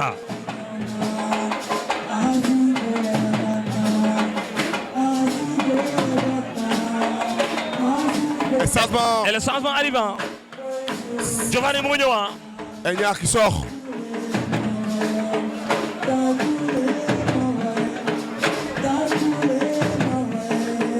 Jofane collé à Santos et Boubacar Ndiaye di ñaax cède sa place. On est à la demi-heure de jeu. 60e minute de jeu. Match nul un but partout. Ici au sac il mène à Fall. Dégagement. Encore ba tey déviation bi nga xam ne encore ba tey récupéré parce que nga xam ne mooy Amar Samba amu na benn passe pour xool Mongone Ndiaye tapé sur Aboubacar Diouk ak ki nga xam ne mooy Mbaye Yalia encore dañu ñëwaat ci moom mu joué ki nga xam ne mooy Ali Fall le jeune Ali Fall encore ba tey joué Ali Fall Jovania teg tànk et benn tacle bi nga xam ne Birame Diouma la def et coup franc et faute signalée par l'arbitre. C'est entre Birame Diouma et Sonko le dossard numéro 8 sur Albert Giovanni Correa Santos. Ousseynou Touré c'est bon encore tacle de deux pieds de Sadio Cheikh Sadio. Mongone l'appel est bon, il n'y a pas besoin de un bon contrôle de Mongone Ndiaye. Pour Mongone Ndiaye tu le contrôles encore en bataille. Sadio encore en bataille mu joué ci nga xam ne mooy Kébé joué ci Madi la regarde du côté de la Sonacos bataille l'attaquant pivot du côté de la Sonacos de benn kees bu neex a neex passe profondeur pour xool Massamba Gaïa et ça sort en tous se récupéré par Sidi Etienne. Ça sort en tous ballon récupéré par le capitaine Etienne Mbayani le Massamba attention à le perdre balle avec Fallou Sambou bu ñaan Papa Ali Fall à le perdre balle et ballon contré par Birame Diouma. Et tous gagnés par Ali Fall la garde du côté Pikine en bataille. Ali Fall Ali encore bu joué ci kër c'est moi daanu na jugaat na par faute signalée par l'arbitre ça revient encore des passes profondeur suivi de par Fallou Samba et ça revient encore bataille ñoom ñu ngi ci bu baax a baax du côté de la Sonacos encore bataille da ko yóbbu par marquage il faut que ñu foofu noonu Fallou Samba da koy et corner pour l'équipe de la Sonacos. Oui bien sûr Fallou c'est pas sûr monsieur ak mo Thiam malgré def na benn boulette mais aussi day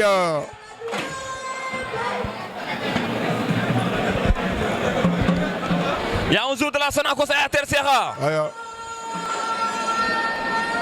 La panique dans la surface de réparation du côté Pikinois. Mais c'est Moutiam, il faut que sa concentration. Depuis le début de la rencontre, Sonacos n'a même pas tiré Serra dans les buts, dans les cadres de l'AS Pikine. Et Moutiam les offre ce but. Je pense Ibrahima Silla Moutiam.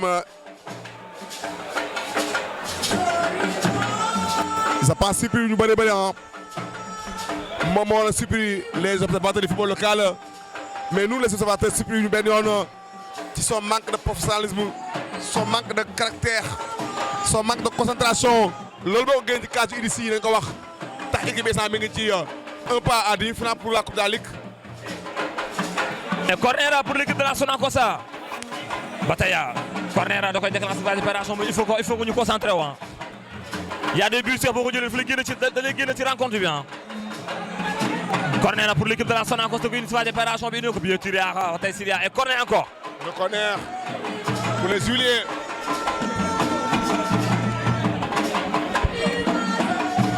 Encore corner. Corner encore pour l'équipe de la Sonacos. Bataille de une fois d'opération bien. Et nous avons d'opération bien. Il nous a déviation encore bataille dégagé par la défense. Du côté de Pikine, il se retourne le Goyo, Moudjou qui est Moya. C'est moi encore, on a fait une passe de déviation bataille. Et tous gagnent encore pour l'équipe Pikinois. Gagné par les Pikinois. Abdouhari Kabé en échauffement, le jeune junior. De même que Youssou Cissé. Et Ibrahima Khalil Gueye, IKG. Ousseynou Touré encore. Ousseynou m'a rencontré. Ousseynou. Toujours Ousseynou. Adam Barry, Adam Biram Djoubo. C'est lui le nage numéro 1. Beaucoup d'espace. Il y a l'espace. Encore Biram. Face à Papa Ali Fall. Biram Djoubo passe par exemple comme un dernier Biram. Dag Benyon Amarco. Encore Biram, toujours Biram du face à Papa Ali Fall. Biram, le centre père Moutiam et le poteau.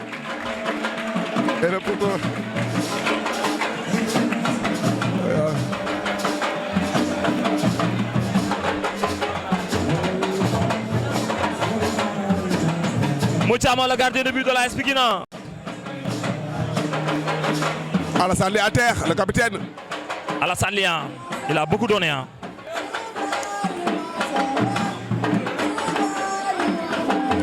En tout cas, beaucoup de questions après match d'Ingama. Mais malheureusement, Amouni Lamine Diagne tey ci banc bi yow.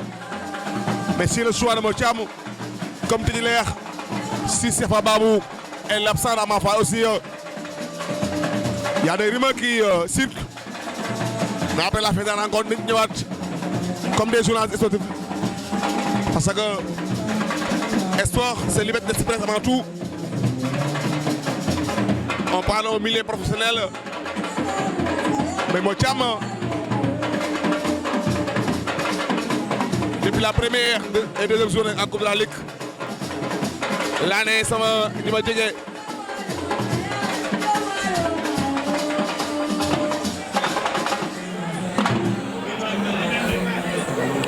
Et Moutiam a le temps de bien contrôler le ballon. Mais c'est ça qui me dérange. C'est ça qui est dans tout le monde. Moi, dans son wadi, oui, tu tapes si comme nous, tu Moutiam, Omar Fougne. Omar da jëm ci sama nijaay Moutiam. Kenn xamul lu def waay. Et pourtant lii boo génnee ci équipe bu senior yi Coupe de la Ligue boo ko doon góolu ren. Mais bu la bi doon def moo tax indi génne ko ci camp yi indi boy le jeune Souleymane Superman et Souleymane Issa ma assuré Kassi ba Pikine waa Génie Fall après bu amee qualification. Encore Moutiam, le gardien de but de la AS Pikine. Mooy dégagé ballon bi noonu Moutiam.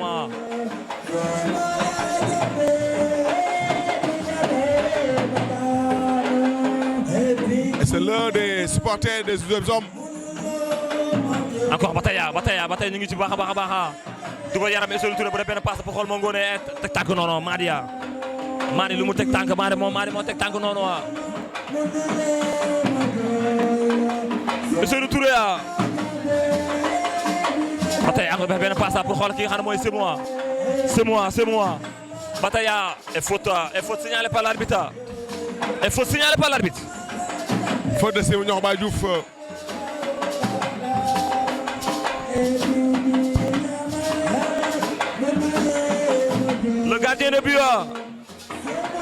Cheikh Mbacké Diop moo teg ballon bi noonu pour dóor ko.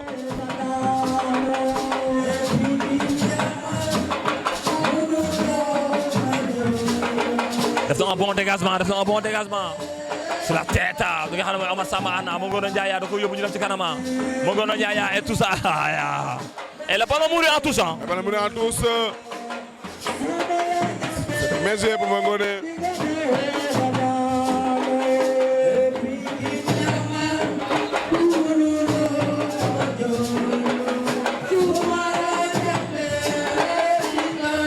Alors j'ai repris. Attention encore la mauvaise passe de Fallou Samba, ça revient encore pour Birame Djouma. Birame face à Ali Fala. Birame la frappe à tir contraire. Et bonne défense de Omar Samba Anna.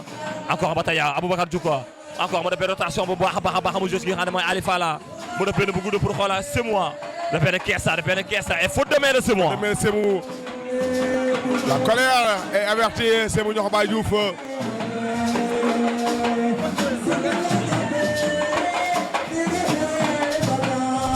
Ibrahima Khalil Gueye qui prépare.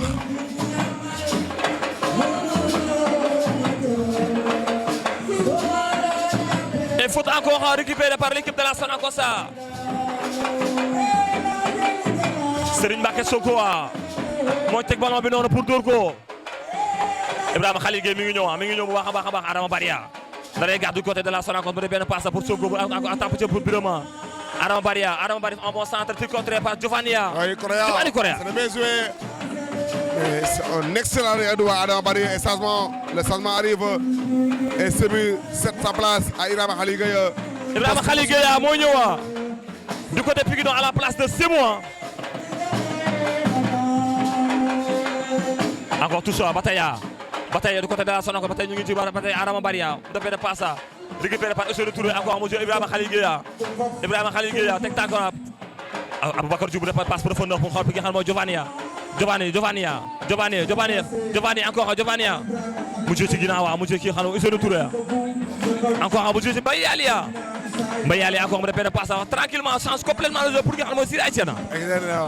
Sylvain Ngoné suivi le prépare Badi 0-2 ballon perdu et récupéré rapidement pour Diouk il faut mu gaaw ci ballon bi c'est pas mal le jeu il faut mu gën a gaaw ballon perdu et il va attendre Bousso attention il n'y a pas Orzo le centre est bon Fallou Samba heureusement c'est Ali Fala et bonne défense de Ali Fala ça arrive encore sur le tour de ce contrôle magnifique mu jël ci Ali Fala il y a faute sur Ali Fala. Il y a faute sur Ali Fala.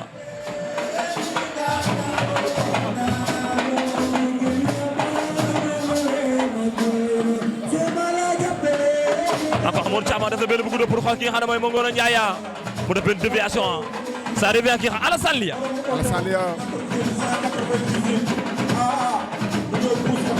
Il a appelé bon, il n'y a pas Ozo. Il a appelé Junior Gueye à Syria. Face à Syria, attention, pas de contact et sorte de 5m50. Et duel gagné par Syria Etienne. Duel gagné par Syria Etienne et ça sort à 5m50.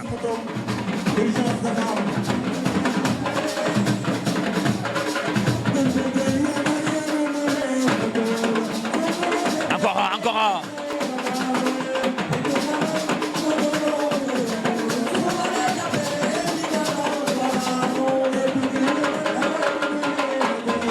Dégagé par la défense du côté de la Sonacos. Pour l'instant, un but partout. Toujours un but partout ici au stade. Éliminer le fall de Diourbel Sierra. Bataya passe profondeur. La passe a été un peu manquée. Pas mal la jeune Birame Djouma.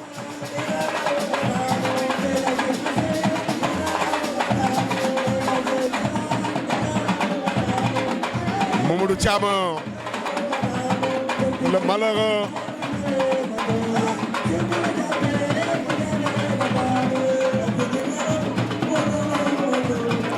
Ça joue sur la tête de Omar Samba Anna, encore ça revient encore à Fallou Samba. Tranquillement, Ali Fala, moi, je me ballon, je me suis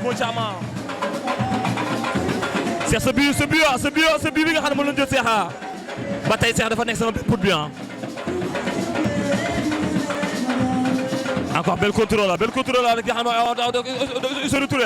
Bataille, Giovanni. defaat benn passe pour Ibrahima Khalil Gueye Ibrahima Khalil Gueye mu joué ci nga xam ne Djouka passe profondeur à Djouka là il faut que mu appuyer ci passe oui Djouka c'est pas mal. Orzo, il y a Orzo habite, il y a Orzo, laissez-moi Orzo. Il y a Orzo mais habite de jouer. Le retrait, préméditation, le retrait, mais jouer. Pour moi il y a Orzo. Hein. Et ça joue encore en attaque placée encore pour l'équipe Pikinois. Ça déroule ici au Sata. Et le Fall de Diourbel là encore bataille Aboubacar Djouka encore mu joué ki nga xam ne mooy encore bataille Ousseynou Touré de jouer ki nga xam ne mooy Ibrahima Khalil Gueye. Il y a faute sur Ibrahima Khalil Gueye. Carton pour moi il y a carton. Mais pour moi si sélection il y a un poste d'Orzo. Mais il faut Djouka indi tamit son mobilité comme en première période. Malgré am nañu fatigue bi am ak bii bi xam ne jël nañ ko day nekk seen xol yoon tamit parce que ce boulette day déclarer les joueurs même nous les reporters mais da ngay génn sama loolu nekkaat ci match bi ba dugal deuxième bi pour am victoire à l'extérieur.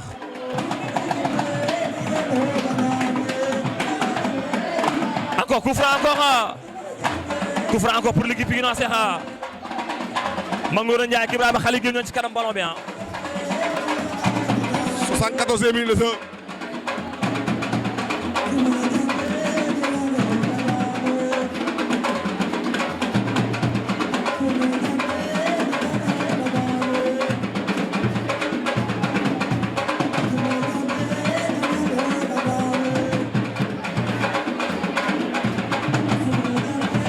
Mangoro Ndiaye ak Ibrahima Khalil Gueye ñoo ci kanam ballon bi Ibrahima Khalil Gueye da koy bàyyi ak ki nga xam ne mooy Mangoro Ndiaye va prendre sa responsabilité sur ce coup de pied arrêté Mangoro Ndiaye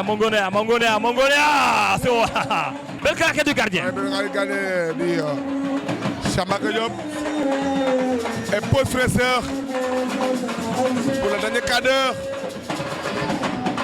et un but partout entre la Sonacos de Diourbel et la Pikino.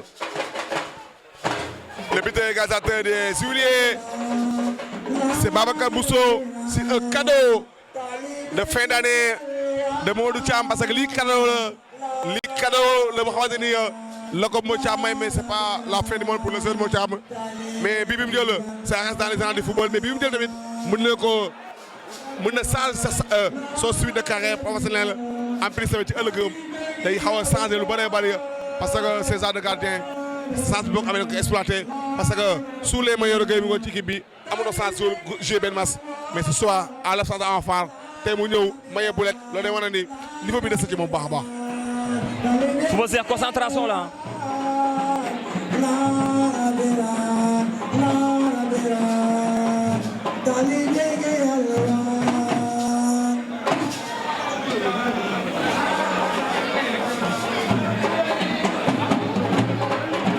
La pause fraîcheur ici au Sata Elimane Fall de Diourbel.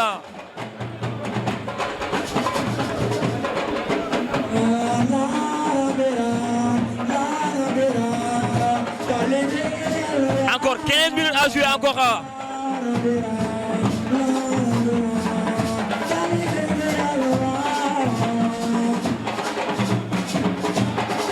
Encore 15 minutes à jouer ici au Sata. Elimane Fall de Diourbel pour l'instant un but partout entre la AS Pikine et la Sonacos.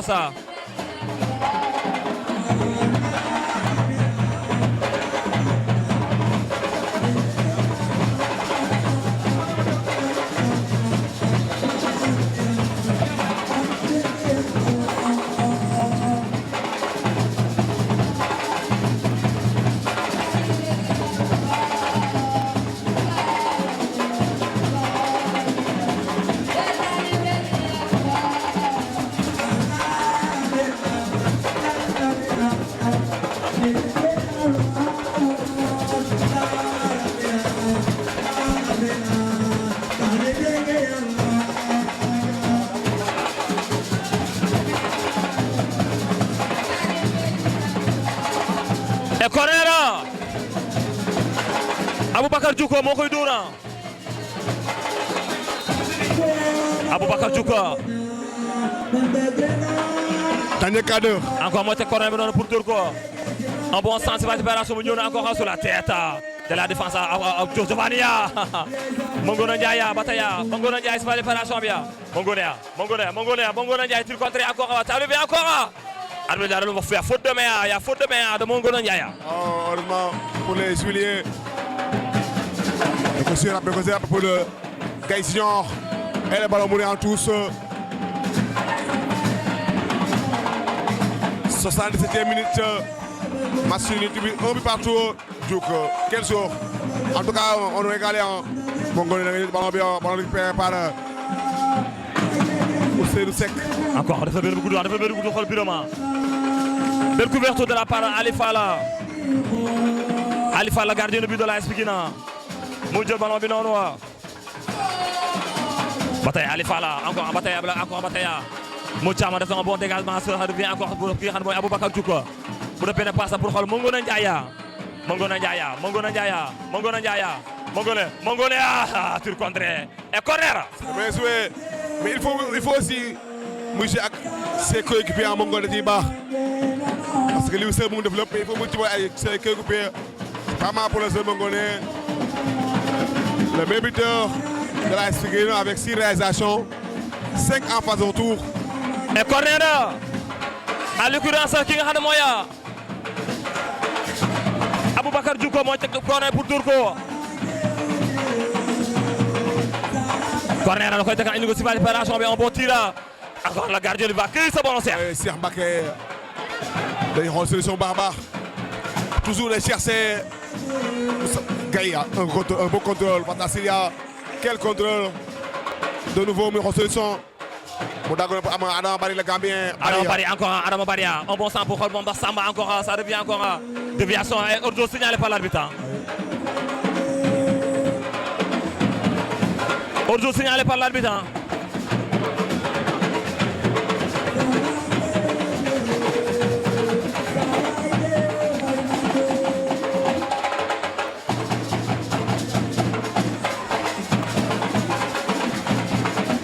Ça revient encore.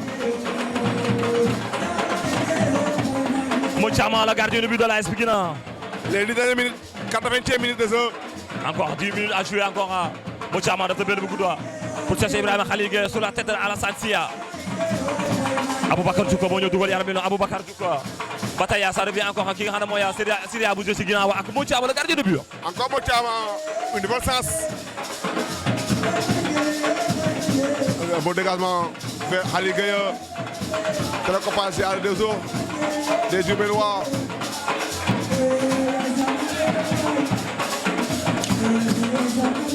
C'est mes années en. Giovanni il faut que mu gën a ñëw ci match bi oui. Giovanni il faut que mu gën a ñëw ci match bi Alassane Sia. Si Alassane encore ballon récupéré par ki nga xam ne mooy Giovanni mu def benn passe dans l'entre-jeu Aboubacar Diouf di jouer ak ki nga xam ne mooy Mangona Ndiaye passe Mangona Ndiaye bel tacle et tous gagné par encore par Mangona Ndiaye. Bien joué de Mangona mais bien retour de Boubacar Bousso 81e minute de jeu. Les 9 dernières minutes. Et il y a de la place pour marquer ce deuxième but. Attention sur la Gostiat. Il joue à domicile. Bonne confiance. Et Mo Thiam déjà panique actuellement. Encore Bataya. Syria bu defee lu touche pour xool Aboubacar Diouf ñoom ñaar la teg tànk pas de faute encore ça joue encore pour l'équipe de la Sonacos et faute bi nga xam ne Aboubacar Diouf Cheikh moom la def il faut que ñu ñëwaat joué na ko rapide pour xool Massamba pas Massamba Gaya il est tellement bon bu xool passe profondeur pas de faute belle couverture de Fallou Sama encore mu joué encore Bataya ça revient encore à Bousso. Pour l'eau encore dans l'entre-jeu du côté de Julio de la Sonacos ça revient encore à Bataya teg tànk jaar ci kanam trop facile là voilà la parade de Mo Thiam et ça sonne en touche. Beaucoup de liberté pour le milieu de terrain des Juliers. Très facile mais la main ferme de Mo Thiam. Et tous, c'est pas corner, c'est tous.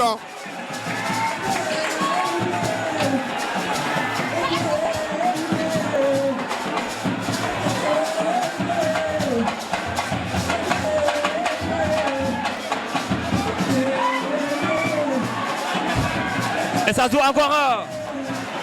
Et ça joue encore. Def na benn bu gudda. Tranquillement. Moutiama kii sa ballon Cheikh. Oui, Moutiam kii sa ballon.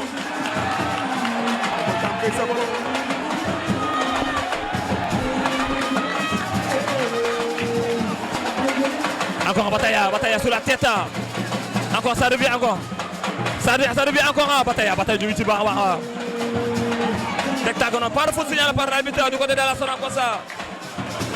Encore Bataya def na benn bu gudd Moutiam def na bourse sama ngone sur la tête. Alassane Lia day bàyyi tranquillement le gardien. Kii sa ballon Cheikh.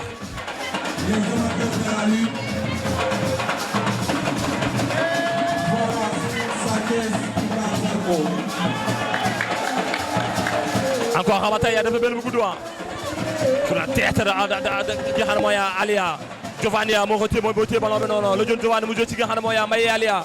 Il faut que ñu essayer avancer. Moutiama le gardien de but de l'AS Pikine.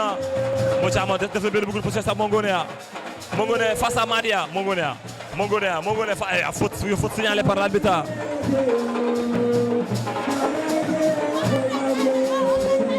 Et le changement arrive.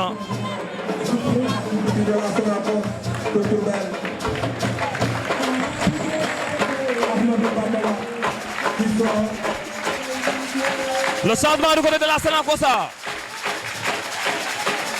Seydou Dione moom ñëw na ak ki nga xam ne mooy Olivier Mendy.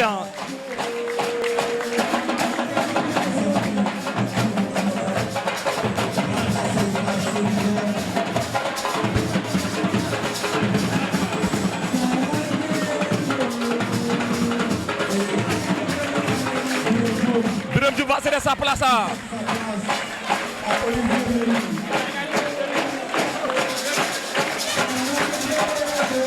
Birame Diouf cède sa place à Olivier Mendy.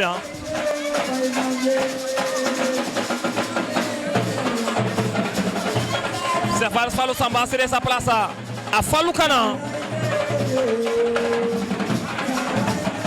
Et Abdou Khadre Kébé wi ñëw.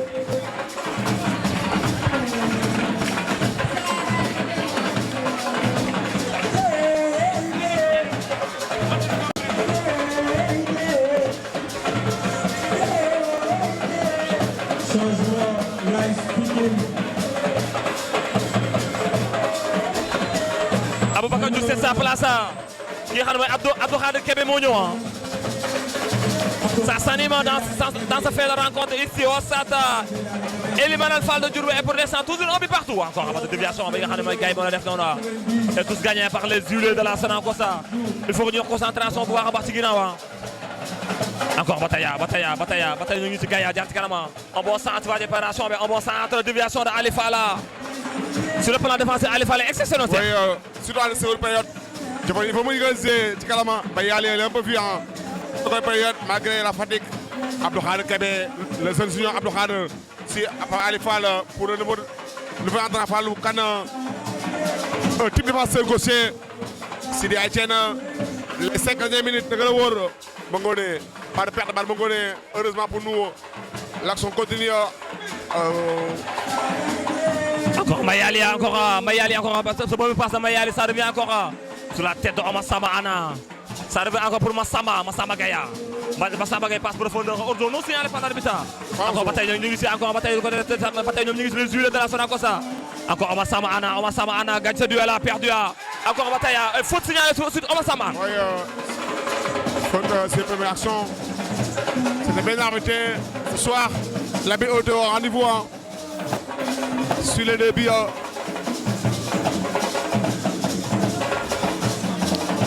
Et Mamadou Thiam 87e minute de jeu. Le dégagement. Encore dégagé par la défense du côté de encore bataille ñoom ñu ngi ci baax a baax. Ñu ñëw encore bataille du côté de la Sonacos. Ils n'ont pas encore dit le dernier mot. On est à la 87e minute de jeu.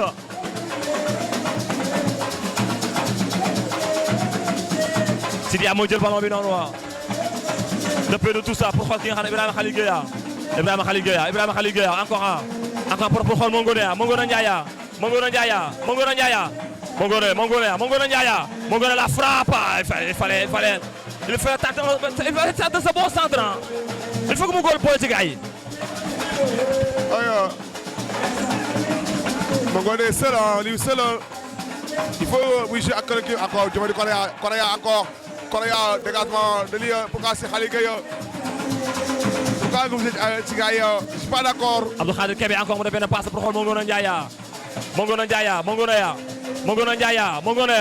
il faut que mu boole ci gars yi il faut que sax mu essayer boole ci gars yi le football c'est collectif. En tout cas, il y a du boulot sur lui, hein, pour l'aventure, son carrière professionnelle. Il faut jouer avec le collectif. Encore Mbayali, encore de belles passes pour Khola. Encore pour Khola, la passe a été un peu manquée. Récupéré par Mbayali et ça arrive encore pour l'équipe de la Sonacos. Dans l'enjeu encore, bataille de diviser passe pour Khola qui est Massamba Kébé. Massamba Kébé fait passe profondeur sur la tête, ça revient encore. Ça revient encore. Bataille de diviser par Abdou Khadir Kébé. Abdou Khadir Kébé dans l'enjeu, il faut que vous gagner, il faut que vous gagner. Encore un passe profondeur pour Khola qui est Moya. Ibrahima Khalil Gueye. Un bon centre. Et corner ça. Le corner.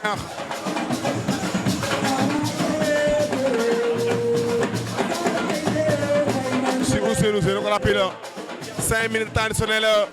Khalil Ousseynou encore l'essayeur du pied, personne dans l'axe. Et Khalil. Mangone, tir de visée. Khalil encore, capté.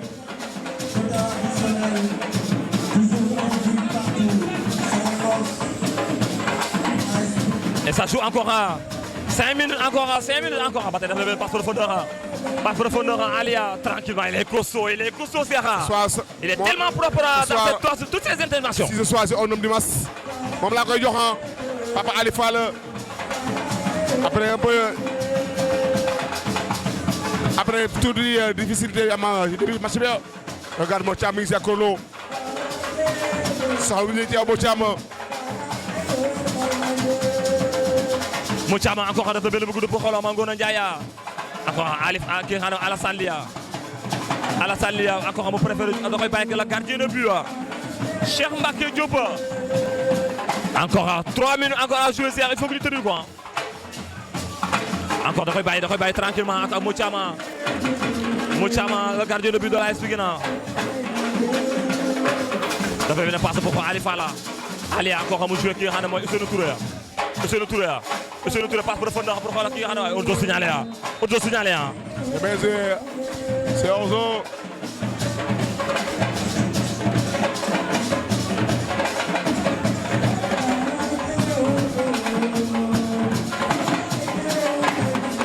Beaucoup de regrets ce soir. Parce que Sonacos n'a même pas créé beaucoup d'occasions. Aucune occasion de France. Encore bataille de nuit sur Baha. De beaucoup de Ali Fala. Et faute. Carton récupéré par Ali Fala. La dernière avant la fin de la rencontre. Attention.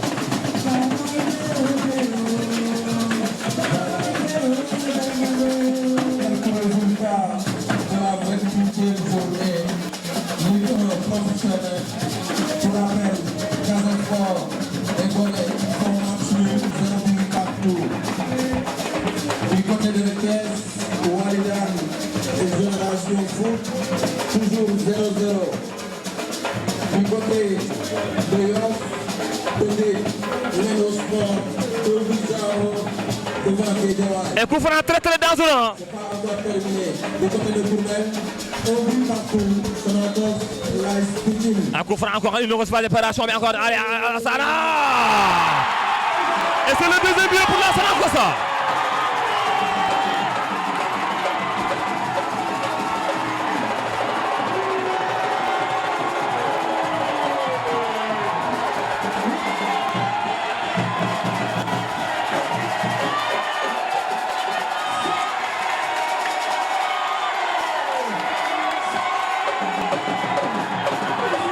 C'est le dos.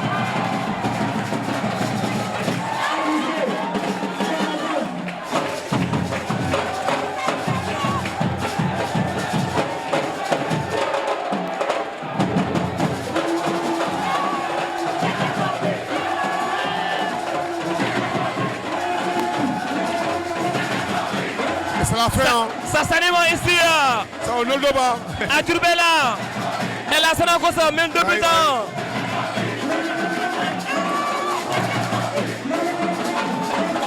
Encore un bataille. Encore bataille. Dégagé par la défense de la Sonacos.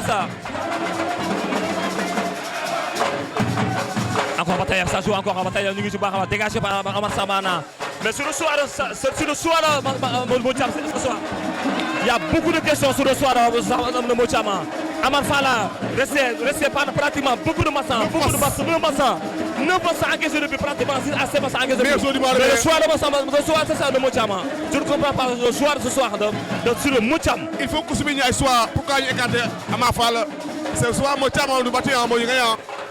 Même si le deuxième billet, en premier poteau, il faut le temps de billet. Mocham sous contre nous, Mocham sous contre Aspin. Et c'est mérité pour les balles. Et c'est mérité pour la Sonacos de Diourbel.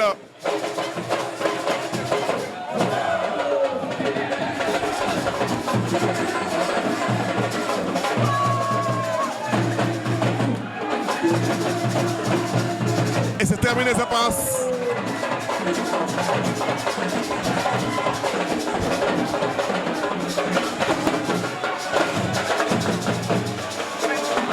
Dernier centre.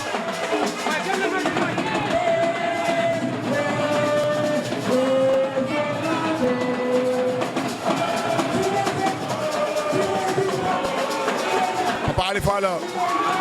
Et c'est terminé. Victoire de Sonacos de Diourbel. Une hold-up réussie sur les eaux de Lamine Diagne. Beaucoup de réglés, la street sous contre Mocham ce soir.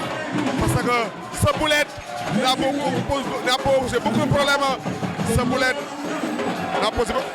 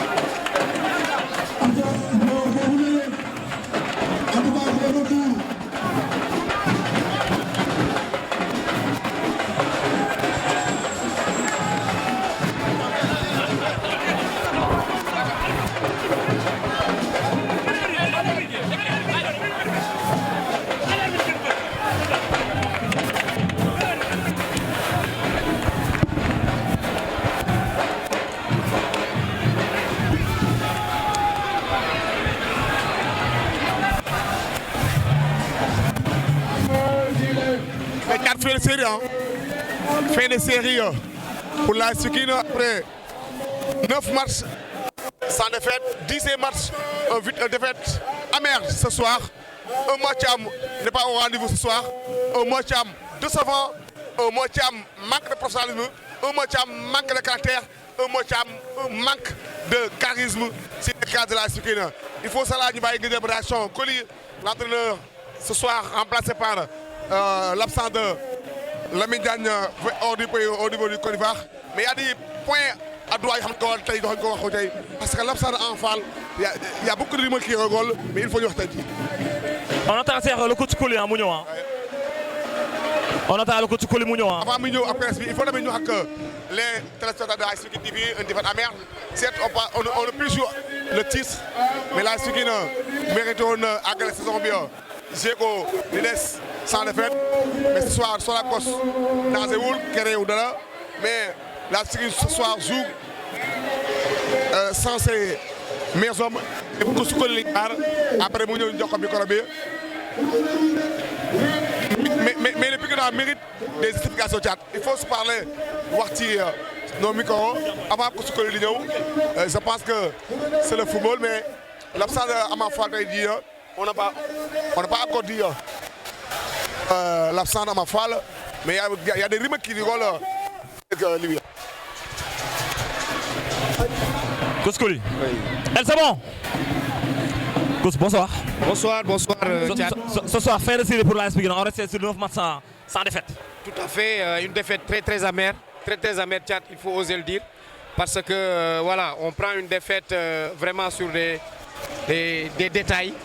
Un match qu'on a perdu, un match qu'on pouvait vraiment remporter largement, mais avec des erreurs individuelles et aussi un manque de vigilance de la part de nos joueurs. Et ça nous a coûté très cher. Et voilà, on a trouvé une équipe de Sonacos qui voulait vraiment la victoire. Donc on les félicite. Mais le goût amer, le point noir de cette rencontre aujourd'hui, c'est cette série-là qu'on vient de perdre, d'invincibilité. Et donc ça fait très mal.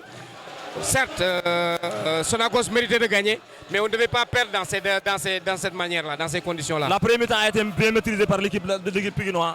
Mais en seconde période, avec cette boulette de Moutiama, a complètement déjoué l'équipe. Mais oui, c'est ça, c'est ce qui a cassé le moral, la dynamique de l'équipe, il faut oser le dire. Où il n'y avait même pas le danger. Et voilà. Et peut-être c'est son premier match aussi. Et il n'a pas pris ses marques. Et donc ça, c'est le haut niveau. Hein. Une erreur, ça se paye cash. C'est le haut niveau. Et aujourd'hui, sur une erreur où il prenait le ballon en conduite et il y a l'attaquant qui vient chercher le ballon dans ses pieds, donc on n'y peut rien. Et ça a cassé vraiment la dynamique de l'équipe. Mais Coach Coly, pouvez-vous nous expliquer le choix de Moutiam dans les buts? Amar Fall qui restait pendant longtemps sans prendre de but. Amar Fall qui est convoqué en équipe nationale. Mais elle a tout à coup, on sort Amar Fall dans les buts de l'AS Pikine et amène un Moutiam. Pouvez-vous expliquer un peu le choix ce soir? Bon, je dirais que peut-être c'est un choix sportif. Amar, c'est peut-être un choix où le staff a pris la décision de faire jouer Mamadou Thiam parce qu'on tire vers la fin du championnat. Et qui dit tirer vers la fin du championnat, on a un effectif à gérer, on a un groupe à gérer et aujourd'hui, on devait aussi lui donner la chance parce que c'est un joueur comme les autres. Donc ça a été aussi sa chance aujourd'hui malheureusement. Bon, on va tirer les enseignements. Des fois les choix c'est comme ça. Choisir aussi c'est éliminer. Et on devait essayer de donner la chance peut-être à tous les joueurs de l'effectif. Et donc aujourd'hui, le choix s'est porté sur lui, Mamadou Thiam. Il a été là depuis le début de la saison, donc on a jugé nécessaire de le faire jouer et malheureusement, vous avez vu ce qu'on a vu, ce que tout le monde a vu. Donc c'est pas parce qu'il fallait faire sortir Amar dans le but. Amar il est là, c'est notre gardien, je dirais numéro 1 et qui nous a valu beaucoup de satisfaction. Donc on va se rectifier et voilà, c'est ça. Jeudi prochain, on reçoit la de Dakar au stade Alassane Diouf avant la fin de ce championnat. Oui, on doit vraiment... on se doit de terminer la saison sur une bonne note. On doit ça aux supporters de l'AS Pikine. Parce qu'on était sur une très bonne dynamique. Maintenant, on doit jouer notre dernier match à domicile. On appelle tous les supporters de venir faire le show et que l'équipe termine en beauté et en trompe, je dirais, à domicile. Et reconquérir le cœur des supporters et redonner le goût à tous les Pikinois et vraiment voilà, rester sur cette dynamique-là et rectifier le tir de ce qui vient de se passer aujourd'hui pour dire que voilà, on s'excuse vraiment et il nous faudra vraiment une très belle victoire avec la manière le jeudi prochain, Inch'Allah. Merci Coach Coly. Merci Kat. C'est Coach Coly, le choix de ne pas convoquer Amar, le choix de ne pas amener ce soir Amar Fall ici à Sonacos. Le choix de coach mais ce choix-là nous a porté pour ce soir. Amar Fall resté sur les cases de l'AS Pikine. Il journée mais malheureusement on n'a pas notre Amar Fall. Chef Fall Babou était sur le banc. Moutiam a complètement passé à côté de son match ce soir. Oui, Moutiam n'est pas au rendez-vous. Amar Fall explicitement demain ba tax na sax ligue bi def ko meilleur joueur du mois de mai loolu may satisfaction Souleymane Diallo et José Waga Senghor mu ñëwaat ci retour sélection équipe locale parce que absenté woon na ci plus de sélections différents et je pense que c'est les idéaux du football mais Moutiam ce niveau bu ñu wan ni mu wàññi ko ci bi compétition senior yi il n'est pas au niveau de la suite. Donc on se donne rendez-vous Inch'Allah Rabi ce jeudi au stade Alassane Diouf où l'équipe reçoit les HLM de Dakar. C'est la dernière match de la saison à domicile. Il faudra une forte mobilisation à tous les supporters de l'AS Pikine. Cette défaite est tellement amère. Mais félicitations à la Sonacos. Félicitations à la Sonacos. Azul Inch'Allah. Le nouveau site web de l'AS Pikine. Une innovation avec une navigation simple et rapide. Les actualités du club, les résultats et calendrier des différentes compétitions. L'histoire du club, les récits et légendes. Et enfin, la boutique en ligne avec les maillots et accessoires pour les supporters. www.aspikine.sn.